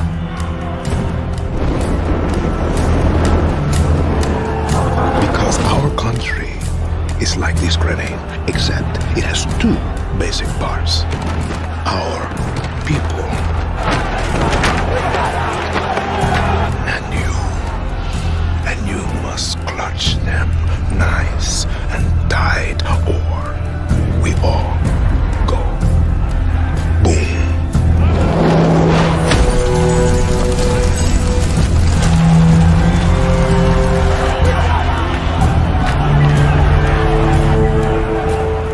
Understand now. Prove it.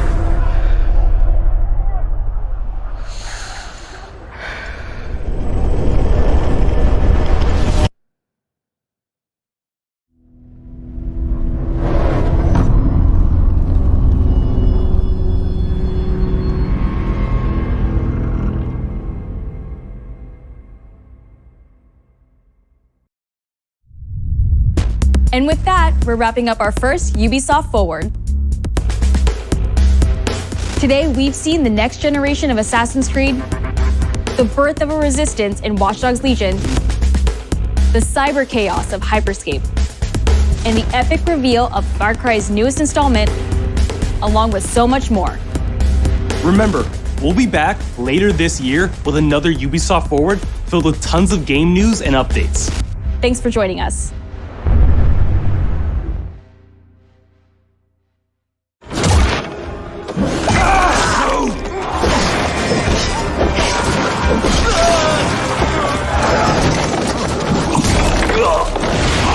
Hey everyone, welcome to the Ubisoft Forward post show. My name is Yusuf Magid, and this is Assassin's Creed Valhalla. We're going to take a deep dive into about 30 minutes of gameplay, and we're joined by a very special guest here. Hey everyone, this is Philippe Bergeron, otherwise known as Fizz. I am the quest director on Assassin's Creed Valhalla. So Fizz, we're setting up here for what looks like an epic encounter. Tell us exactly what's going on here. Yeah, so here we're midway through the quest that we're showing for UB Forward. Here we're looking at the assault of Berg Castle. So these are big moments that usually sort of culminate at the end of the story. And so here Eivor, our Viking raider, is taking a group of raiders and Fyrds into Berg Castle to go and take down Rued and his clan. So who exactly is Rued, and why does Eivor sort of want to pick a fight with him? Basically, Rued comes into play about halfway through this story arc, where at the beginning of the arc, this is something that happens before, Rued basically caused a lot of turmoil within the territory, and Oswald, who's the sort of elderman-to-be to inherit this territory, needs your help to take him down. Oswald having just been defeated in a previous quest, and so here this is revenge, but also accomplishing your ultimate goal. So Fizz, as you're talking, we're seeing some of the combat of Valhalla. Can you tell us a little bit about the changes to combat this time around? We wanted to basically add a lot of new mechanics to it. So we added like some dual wielding for the player, like a stun system in there. And we really needed to do this to sort of portray that sort of the brutality that comes with being a Viking in this day and age. So it sort of fits into that, the time and the character.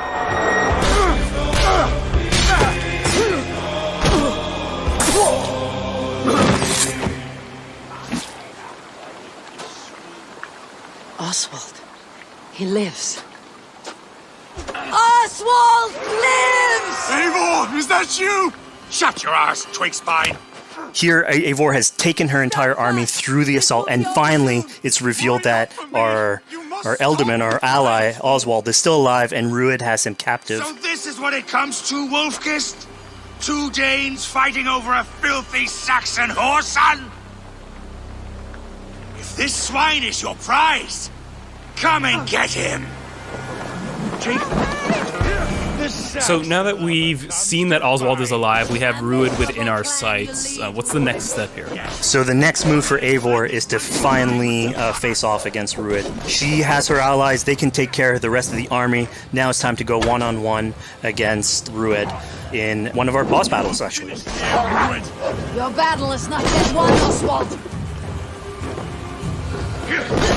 And it's worth pointing out, actually, that here what we're showing is the player going and facing off against Rued aggressively, but we tend to always have to support a 360-degree approach in these things. So the player could have approached this a little bit more stealthily and gotten at least like a good critical hit on either Rued or his wolf, and so you can play this a little bit more strategically if that's your playstyle. So we're not only fighting Rued here, but also his pet wolf, right? One of my preferred strategies is to eliminate the wolf first, just focus fire on him. It takes at least one opponent out of the combat. Now, Rued will have extra abilities that come into play if you do eliminate his wolf, but I think having one opponent less in the battlefield makes for a good strategy in the whole.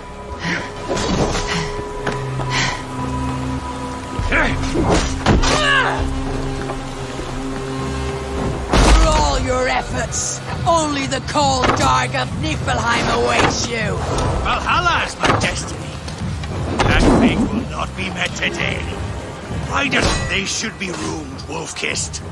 Made thralls, not treated as equals. We are better than this. Than all of them. Do not drag me down to the sewage you wallow in. We just had Dane fight tooth and nail for a Saxon. You throw in with these wastrels? These arrogant swine? Eivor, no! He should be tried before God, a lawful assembly. All right, so we've defeated Rued, we freed Oswald. What comes next? Oswald, in this case, prefers for Rued to be kept alive, and so you basically have to choose, are you going to go against his wishes or stay true to your nature? So we have this choice to make, but before we get into that, I want to rewind a little bit because we just did this big, grand assault, but Eivor couldn't have done it alone. She clearly had to recruit some folks along the way, get some troops, get some allies. So let's actually rewind and see how we went about first gathering those troops.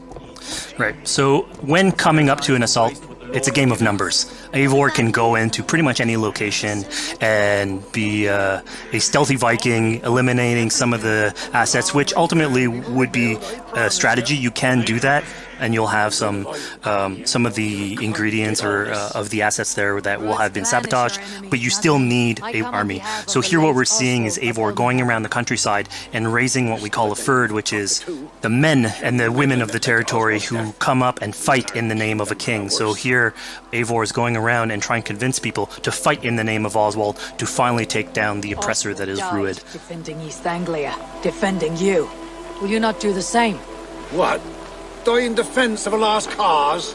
Yeah, so she's really using like the image and like the leadership that Oswald had, what he meant to the people in his name. She's going to recruit these people. Pretty words, Dane. But the men of Theovard have their own battles to fight.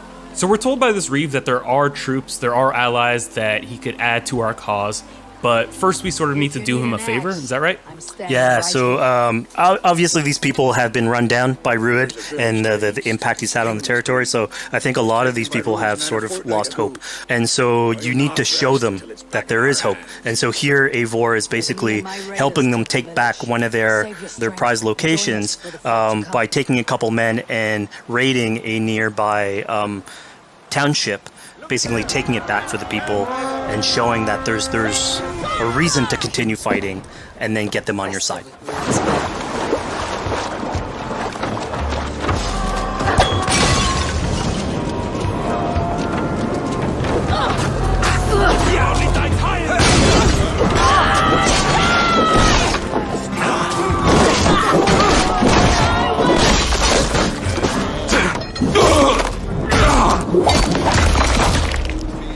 When Eivor does this, obviously you have access to a full suite of abilities. So again, the improvements that we've done to the fight system. You have some brutal axe throwing in there. You have archery or like range combat abilities in there as well. So really, again, like depending on what your playstyle is, you can customize your loadout and go in there how you wish.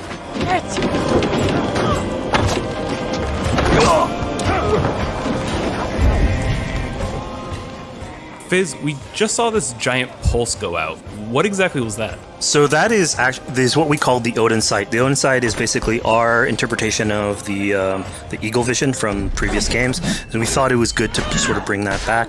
It's basically Eivor's intuition. It's how she perceives the world. When player uses that, it'll highlight basically interactive objects, like things that will bring her an advantage. So we'll have arrows, like health consumables that are in there. So it really is like a good way of sort of understanding the world and showing you like things that you can go and touch. Yeah, I mean, speaking of things we can touch, we just picked up this awesome new weapon. It's something we wanted to play with on Assassin's Creed Valhalla, where we have fewer weapons in the game, but you can invest in them more, so they become your weapon. And so depending on what your preferred playstyle is or your preferred weapon type, then you can go and choose, I'm gonna fight with this weapon and invest heavily into that. Not only are we looting weapons, but we see something here called the Book of Knowledge. Can you tell us a little bit more about that? They unlock skills for the players. So here you can see the Valkyrie dive that has just been unlocked. We have these spread out throughout the world. So again, to promote exploration and discovery. As you travel through the world and you explore locations, you can find these books that will add abilities that you can go and invest in, put into your loadout, then go into the different locations or the different quests in the game and use those depending on what your playstyle is. Now we've recaptured this village, we've secured more troops for our assault. Let's jump back now and figure out what we want to do with Rued. The rightful king of East Anglia has spared your life today, and so it will be.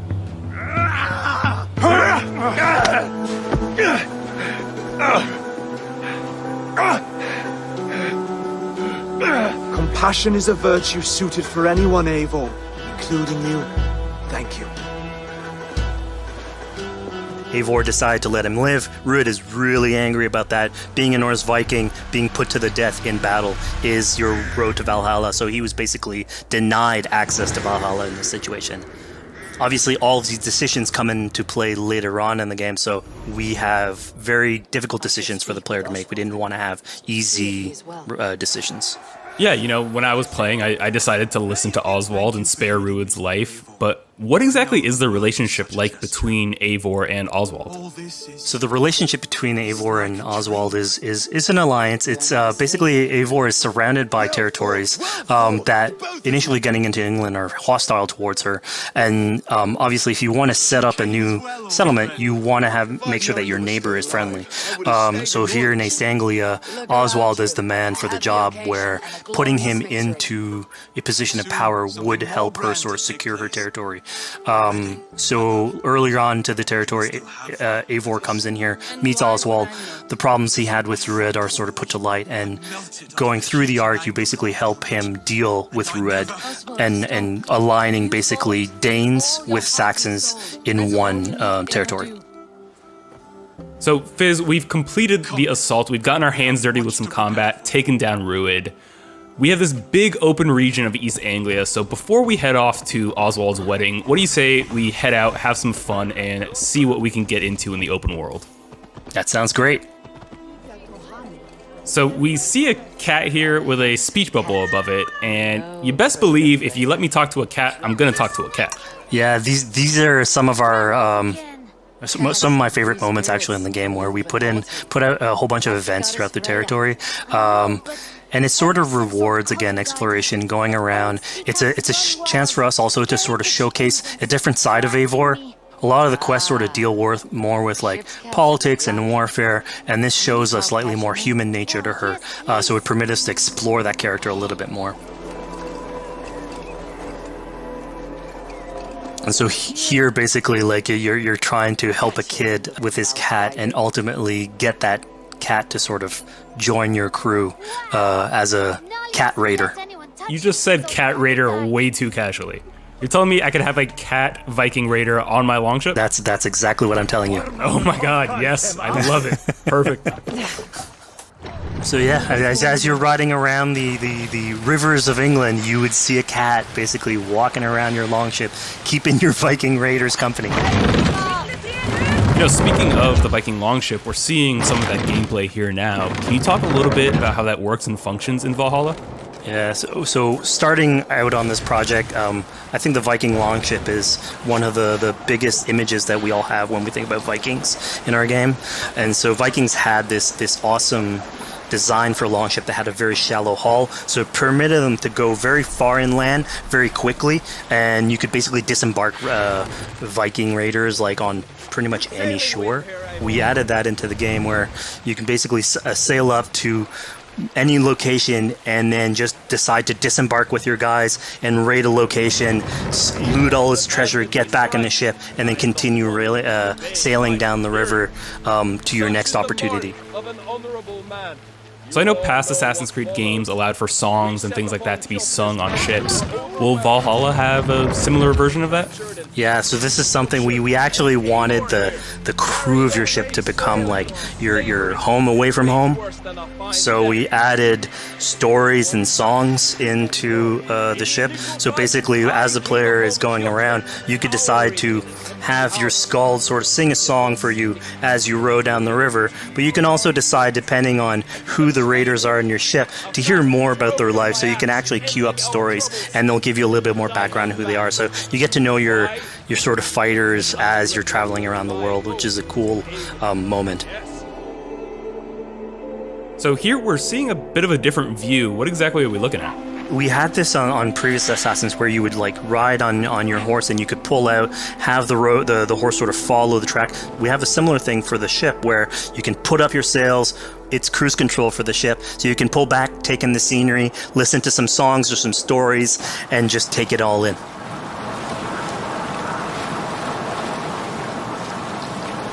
So, speaking of Viking songs, we have an activity here that's not exactly singing, but kind of related, right? Yeah, so here what we have is what we call flighting, which was an activity that Norse people would partake in. They would like to have a battle of wits and sort of poetry, where insults would be thrown back and forth between each other. The idea was to try and have a good insult, but also to have a good rhythm and a good rhyme in there. So it's basically a precursor to rap battles. Here's the silver. Now begin. To all those whom I speak, they say Eivor's a clod. Then you're speaking to fools and their knowledge is flawed. Well... How exactly do you go about being successful in one of these? The trick behind a good flight was to choose the right insult, identifying the right cadence, and then trying to find what rhymed the best. I'm known for my might. Interesting. Silent whispers all claim that you're terribly dense.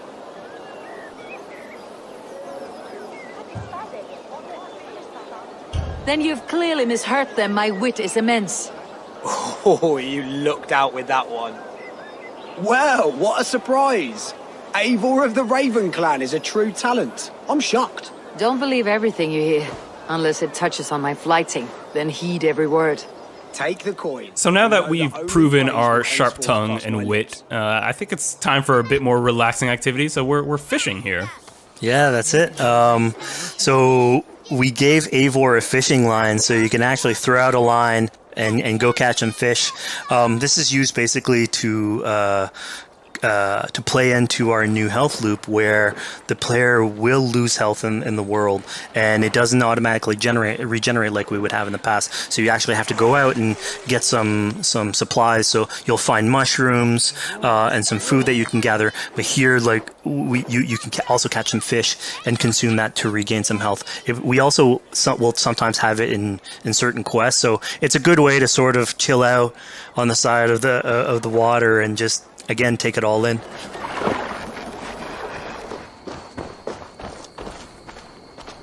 So this is what we call one of our offering altars. So the idea is that you find these around the world and you make offerings to it. So it'll take like animal parts and stuff that you can find throughout the world. Here what you're seeing though is sort of like a fancy version of it, where as you do your offering you get interrupted by some kids that basically come and steal your stuff. So it's just a way for us to sort of showcase that like the systems and the activities in the world can sort of play in with some quests and some little events. So it's our way to sort of dress up these moments and make it all fit inside the whole experience. Yeah, this seemed like a really sort of unexpected turn for what I thought was going to be kind of a simple interaction. Yeah, and it's really what we were trying to do with these events is to give another dimension to Eivor, other than just, the pure rar Viking or the politician. Because you can imagine at some point that will grow old if you're always telling that version of the character. So it lets us really go into the depth of who is Eivor, what motivates her, how she can interact with the world outside of warfare and politics. But your stealth needs work. We were close. And it also showcases like a different facet of the world at the same time. It's not only Eivor. So it just widens the breadth of the stories that we can tell. So who exactly are these two children? These are kids of East Anglia. They are going through tough times with whatever Rued's been doing to the territory. And so they're just here trying to survive and basically exploit the people that are there to make offerings. It was kind of nice to see that Eivor wasn't really necessarily upset at them for stealing, and after you talk to them, you have the choice of helping them. You can give them food, give them some money, or maybe just say, hey, good luck, on your way. Yeah, and this is something we also wanted to do a lot. Like, so here we're doing an event, we do it in quests as well, but we want to give a lot of this agency into players' hands so that they can sort of shape Eivor a little bit, who she is, so it represents them a little bit more, and they can roleplay that a little bit better. And again, it just gives her like a little bit more humanity in these moments. This is what large walkers should do. Provide for small walkers.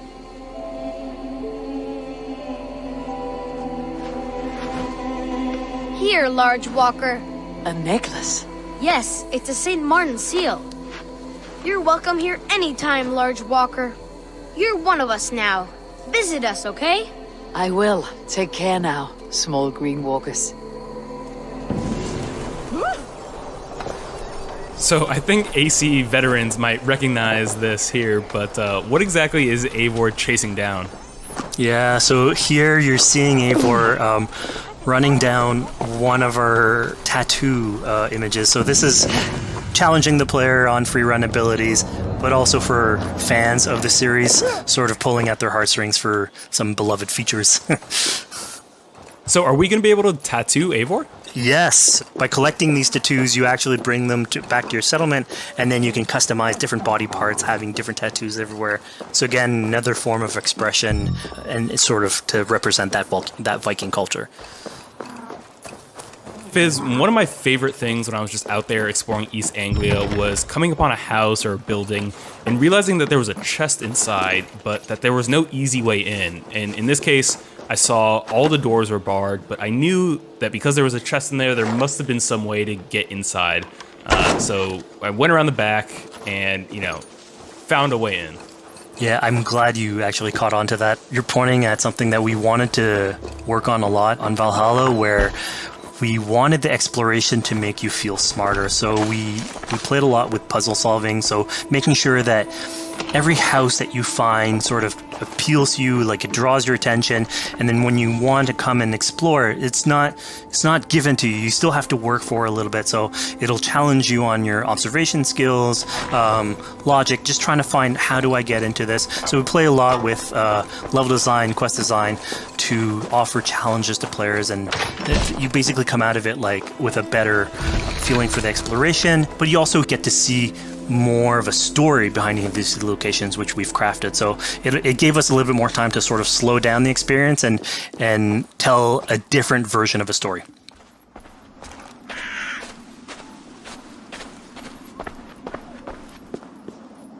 A poor victim of someone's fury. Yeah, I mean, speaking about exploration and just finding things out in the world, I was just wandering and came across this clearing and found this kind of morbid altar. Yeah, so this is one of our bigger events that we have scattered in the world. So as Eivor explores, she can find altars like this, and by interacting with them, here it's a trap that's been set by this character named Regan. Now, there's a bigger story behind all this. There's multiple steps to it later on. So this is one of the moments. It permits us to go into a slightly more mystical realm and play with a boss fight that has more magical abilities, if we will. And basically have this awesome boss fight in the middle of the swamps. And so here the abilities that you see Regan using are a little bit on the mystical side of things.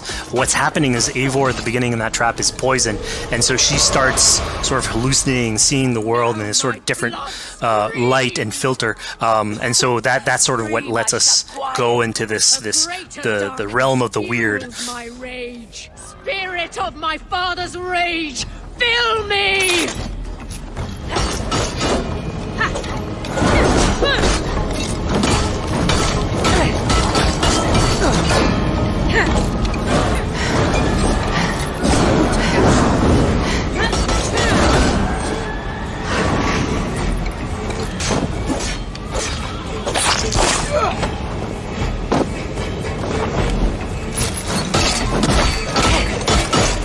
Enough of this crackling and crunching.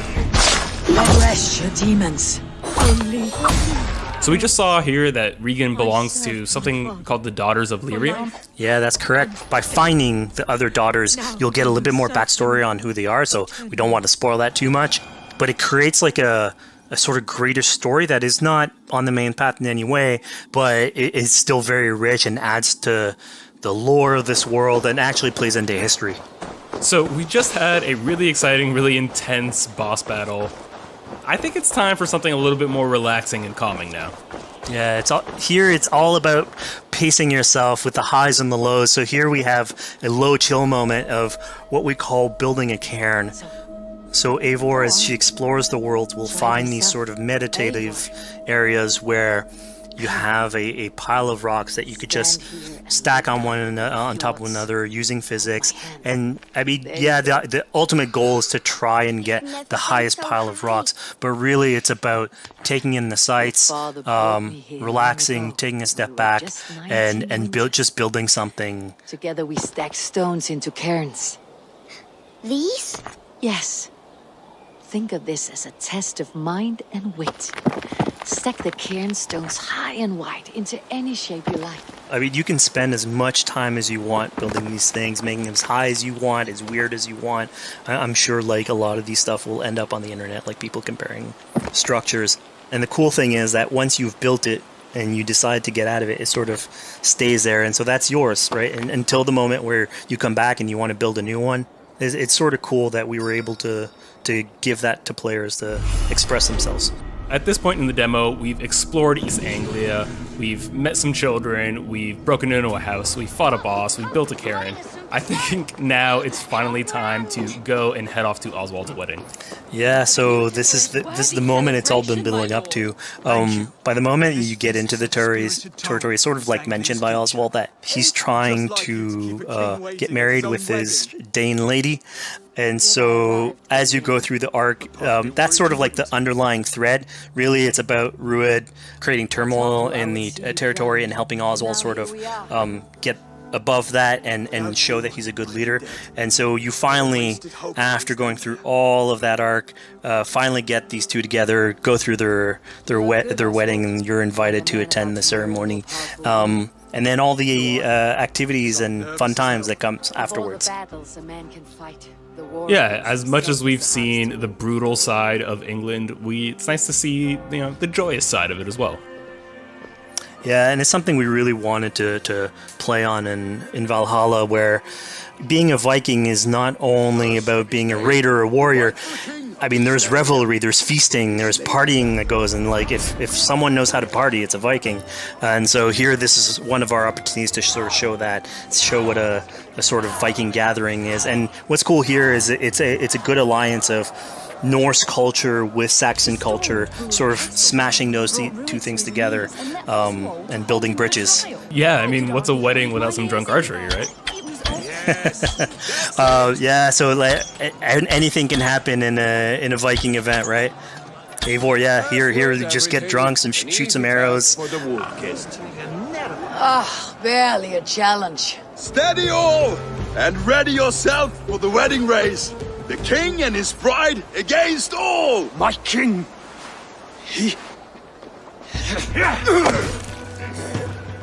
So here we see the decision I made to spare Rued came back to bite us. Yep, that's the decision you made coming back. So as we said before, all of your decisions have consequences, and this is a big one. I challenge you. I accept. You're basically presented with the option to sort of step in for Oswald, fight the fight for him, or let him go and fight his own fight. Yeah, personally, I chose to fight myself because I thought Eivor is the type of person who likes to finish what she started. Plank by plank, and a dead king cannot keep his oaths. Let me finish this. Oswald, you gutless Arya swine! I'll slay the wolf-kissed, then hang you with your own tongue. How does this encounter with Rued differ from our previous fight with him? So at this point, you've eliminated his wolf, so it's just him. And so he's angry at this point, and so he will start using his big gun abilities like fairly earlier on in the fight. So it's way more vicious, way faster. There's less strategy. He goes literally swords blazing at you. And so this is a fight to the death.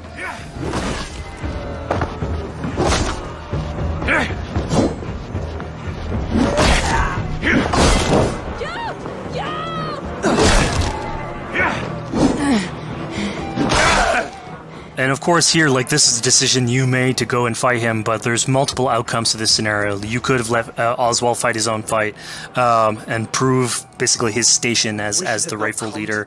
If you had eliminated Rued, obviously this would not have happened. It would have been a slightly more joyous occasion. But ultimately, in all scenarios, you still have an alliance with Oswald. He's proven to be the right leader for this territory and to be a good ally for you. A great service. I promised you an alliance, and now you have it.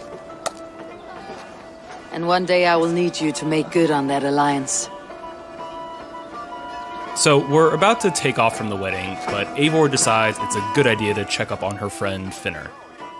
Yeah, so Finner is probably one of the more recurring characters in this arc. You get to meet him very early on. He's a very endearing character, sort of used to have a Viking life, sort of misses it, and going through all these adventures together is sort of like lights that fire back, and so he's willing to join you in your raiders.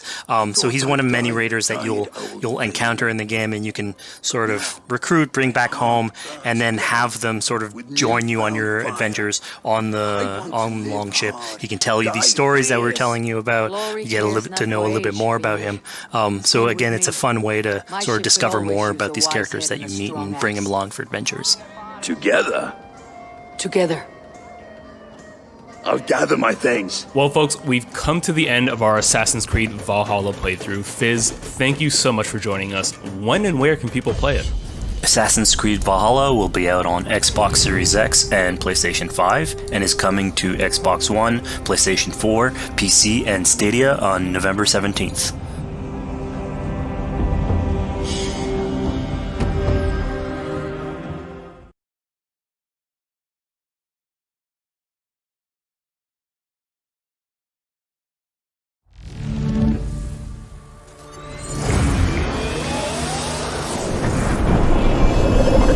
Everybody, thanks for joining us. My name is Eric Pope. I'm the Senior Community Developer on Hyperscape. And I'm Graham Jennings. I'm the Senior Producer on Hyperscape.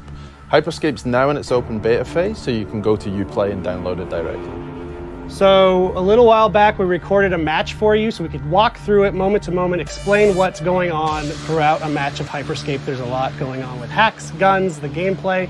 So Graham and I are going to walk you through it right now, and I hope you'll enjoy it. So at the start now, you'll see the insertion phase. There's the three of them in the squad, so they're trying to decide on where they want to go. It looks like Helios, which is one of the landmarks, is going to be one of the choices. So all the places we're seeing on the map right now with like a name above it, that tends to be a higher loot area, would you say? For one of the big yellow letter ones like this one, this is one of the landmarks. Landmarks tend to have higher density and higher quality loot overall. Which also means most people will be going there, so you might usually have a few more friends if you go to a landmark. So in this case though, he's gone outside and he's found a supply crate. So he's starting to loot these instead, so he's looking for both hacks and weapons within those. Right, so the looting phase, many folks will be familiar with, but in Hyperscape you do have those supply crates that you may be lucky enough to find. And what's the deal with supply crates? So supply crates are placed around the world, so you'll hear them and then you can go and find them, and then inside them you'll find weapons and hacks. Usually you find slightly better weapons and hacks within them. Here now we've switched, so we're looking at Chimera instead. So he's in the landmark, he's in Helios now, and he's still in the looting phase. But as you can see from the red triangle up there, there's actually some friends, or not friends, in there with him just now. Yeah, so the action gets started, okay, right here. Yeah, so he's one-on-one, he's going with the Mammoth shotgun against someone who's using the heal hack at the minute, which is the red circle you can see. So that player's taking extra health at that point. Which looks like it helped him hold his ground against that mammoth. And I believe it helped him survive at that point. There seems to be a few other players in here just now, so the combat started and then eliminations got his first kill. Sectors will soon be collapsing. Oh no, so he's just been eliminated actually. Yeah. So he just, he's been eliminated and he's turned into an echo now. So he's going to wait for his friends to bring him back. So he's going to go to one of these restore points, which are basically places where someone else from another squad's been eliminated, and you can be restored and brought back to life at one of those points. So the action pretty much never stops in the game. If you're eliminated, you're not out. You're not stuck watching a camera with someone else. You're still playing, you can inform your squad as to what's going on, and then you can call to be restored at one of those points. There's plenty of people, like you said, who ended up at Helios at the end. There's at least 3 other squads.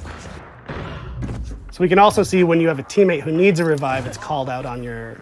Yeah, the green icon you can see at the side is him calling for a revive at this point. So Mr. Gomi's busy eliminating other players, which will cause more revive points to appear as well. This guy's low on health, so I don't think he's going to last long. Okay, so I see once someone's eliminated, they drop a revive point that you can use. What you'll actually see at the minute now is both Chimera and Elimination are both echoes, so it's just Mr. Gomi by himself at present time. So can he survive this and get He's going again. There's still a few other players in here, that's for sure. So that was the slam hack he used there. So basically he projected himself up in the air, he landed, he dealt some damage, and he's managed to eliminate the other player. Yeah, he got the elimination with it, which is pretty good. And then he's starting to bring back Chimera at this point, so he's now back into the game. Right. So he's got to reloot and find new weapons again, because when you are eliminated, you go back to just your melee weapon. Okay, so you don't hold on to your gear when you get eliminated. No.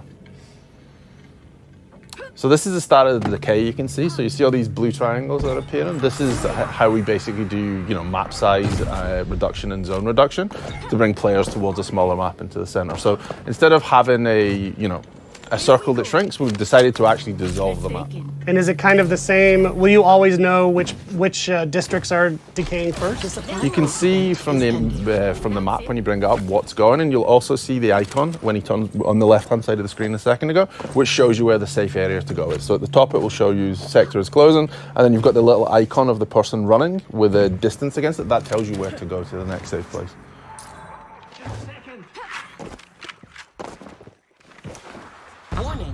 So I see Mr. Gummy has pinged that spot to sort of regroup outside of the landmark. They're going to take some height as well to start to be able to look for other players and to keep themselves a little bit safe.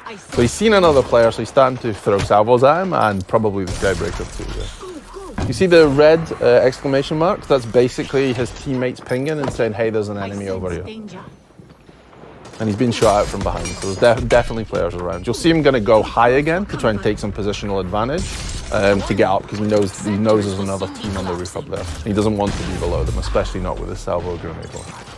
Well, what I'm noticing is that they're doing a good job of switching from street level to the rooftops. Is that kind of a good way to approach a game of Hyperscape, to not just stay in one area? You should really use the variety between streets, interiors, and rooftop for navigation and to keep yourself safe. Rooftops are great to see what's going on, but you're also then a target for the snipe. So you really need to adjust height and interior and exterior as you go, just to keep yourself safe. And to aggressively loot too, to find the best stuff. So he just picked up a golden Skybreaker. What does the gold mean? That is the top tier of Skybreaker. So basically, you can have a level 5 Skybreaker, which is what he just picked up. We will fusion weapons together. So if you have a Skybreaker and you find another Skybreaker, it will go to level 2. Find another one, it will go to level 3. And what he has now, as you can see in the bottom bar there with the yellow, he has the top tier of the Skybreaker, so this does more damage. So each time you're fusing something, a weapon or a hack, it will go up in various different abilities. So you're basically, just to loot up, to fuse up, you just need to find a duplicate of your weapon or hack, and that's all. Yeah.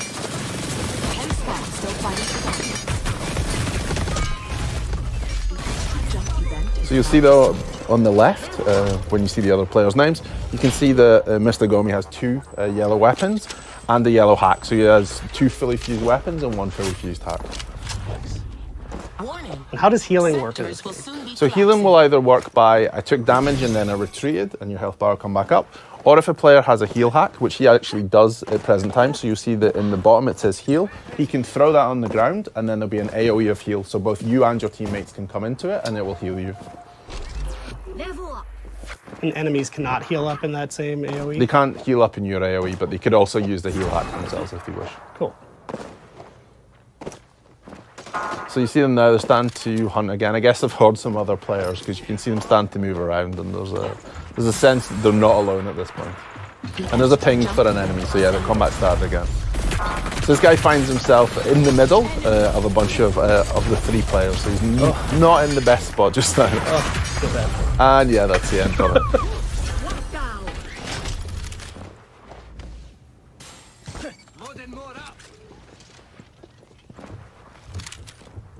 A sector has collapsed. So if you manage to fusion one of these hacks, then again. So here you'll see the decay started. The player found himself out in the decay as it was starting. You had no cover left, so you find yourself out in the open, and they eliminated him with a ripper at that point.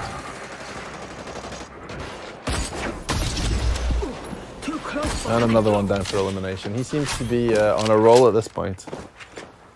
And now he's fully fused his sniper rifle, the Protocol V. Still quick check, just make sure there's no one else coming in. You don't want to have someone behind you at the last minute. 5 squads. So there's still 5 teams left. And then we'll swap back to Mr. Gomi, who's still rolling with the Skybreaker at this point. It's worked out well for him. Yeah. The decay's starting to happen in this region too, so we're starting to move forward a little bit. They have a nice variety of weapons between them. You know, someone's got a salvo, there's a Skybreaker, there's a ripper. They really split in terms of hacks and weapons, so they have a nice diverse selection in terms of game style. So you see him go up high now, he's probably going to use the Skybreaker. And he has, and that's the end for Takeshi Kazuya. Takeshi Casualing, so now you mentioned that username. You'll notice if you've been watching the feed, the usernames all seem pretty similar in this match. What's the story with that? So this is the feature we call streamer protection. So it allows you to anonymize who's in the game. So that's basically what you can see now. This poor player has managed to find themselves in the corner and tried to hide. Unfortunately, they've been chased in there by someone with a fully fused salvo. So that was kind of the end for them. Dangerous. So they've swapped now and they've gone to the Mammoth instead. So they've swapped out the shotgun. So it's quick to change your playstyle. You can easily find another weapon you like, and you can adjust based on map size, how many players are left, and continuously adjust. And that countdown that just finished was a health kit event. What does that mean? What are these events that So basically in the top right now, you'll see the cross, and it's kind of ticking down. So this is said that this is the time left for the health kit event. Basically, every match, there will be cards played which change what happens in the match. So this was the health kit event. There's things like low gravity 2, which projects up in the air and you can jump over. And are these just random, or are players triggering these events somehow? So there's 2 different ways this happens. So there's a game master, Grace, who plays them in this case. Or if there's a streamer in the game, the streamer's viewers will get the chance to vote for which one they want to see. So it'll pop up, there'll be 3 different options. And then whichever gets the highest number of votes will be the one that's played in the game. So viewers are directly impacting the streamers. And that's through the Crowncast extension. Through the Crowncast Twitch extension. There's only 3 squads left. A sector has contenders. So here you see that you got caught in the decay then and fell through the building. So trying to move back in. There's only 3 teams left now, so we're starting to get towards a smaller map size. So it's going to become chaotic shortly. And they're just on the edge of this landmark. Of Red Tiger, so they're heading up. Here you'll see at the top it says crown appears in 10 seconds. So basically we have a crown that spawns in the wall. If a player grabs the crown and manages to hold onto it for 45 seconds, they will win that game through what we call crown victory.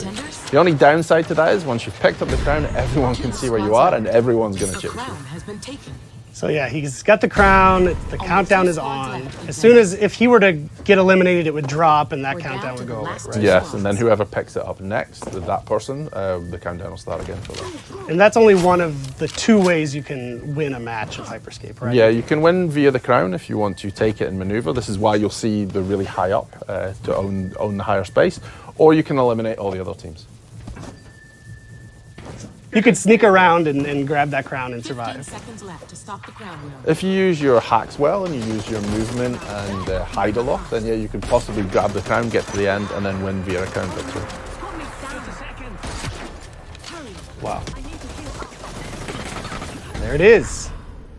A screen I'll never see.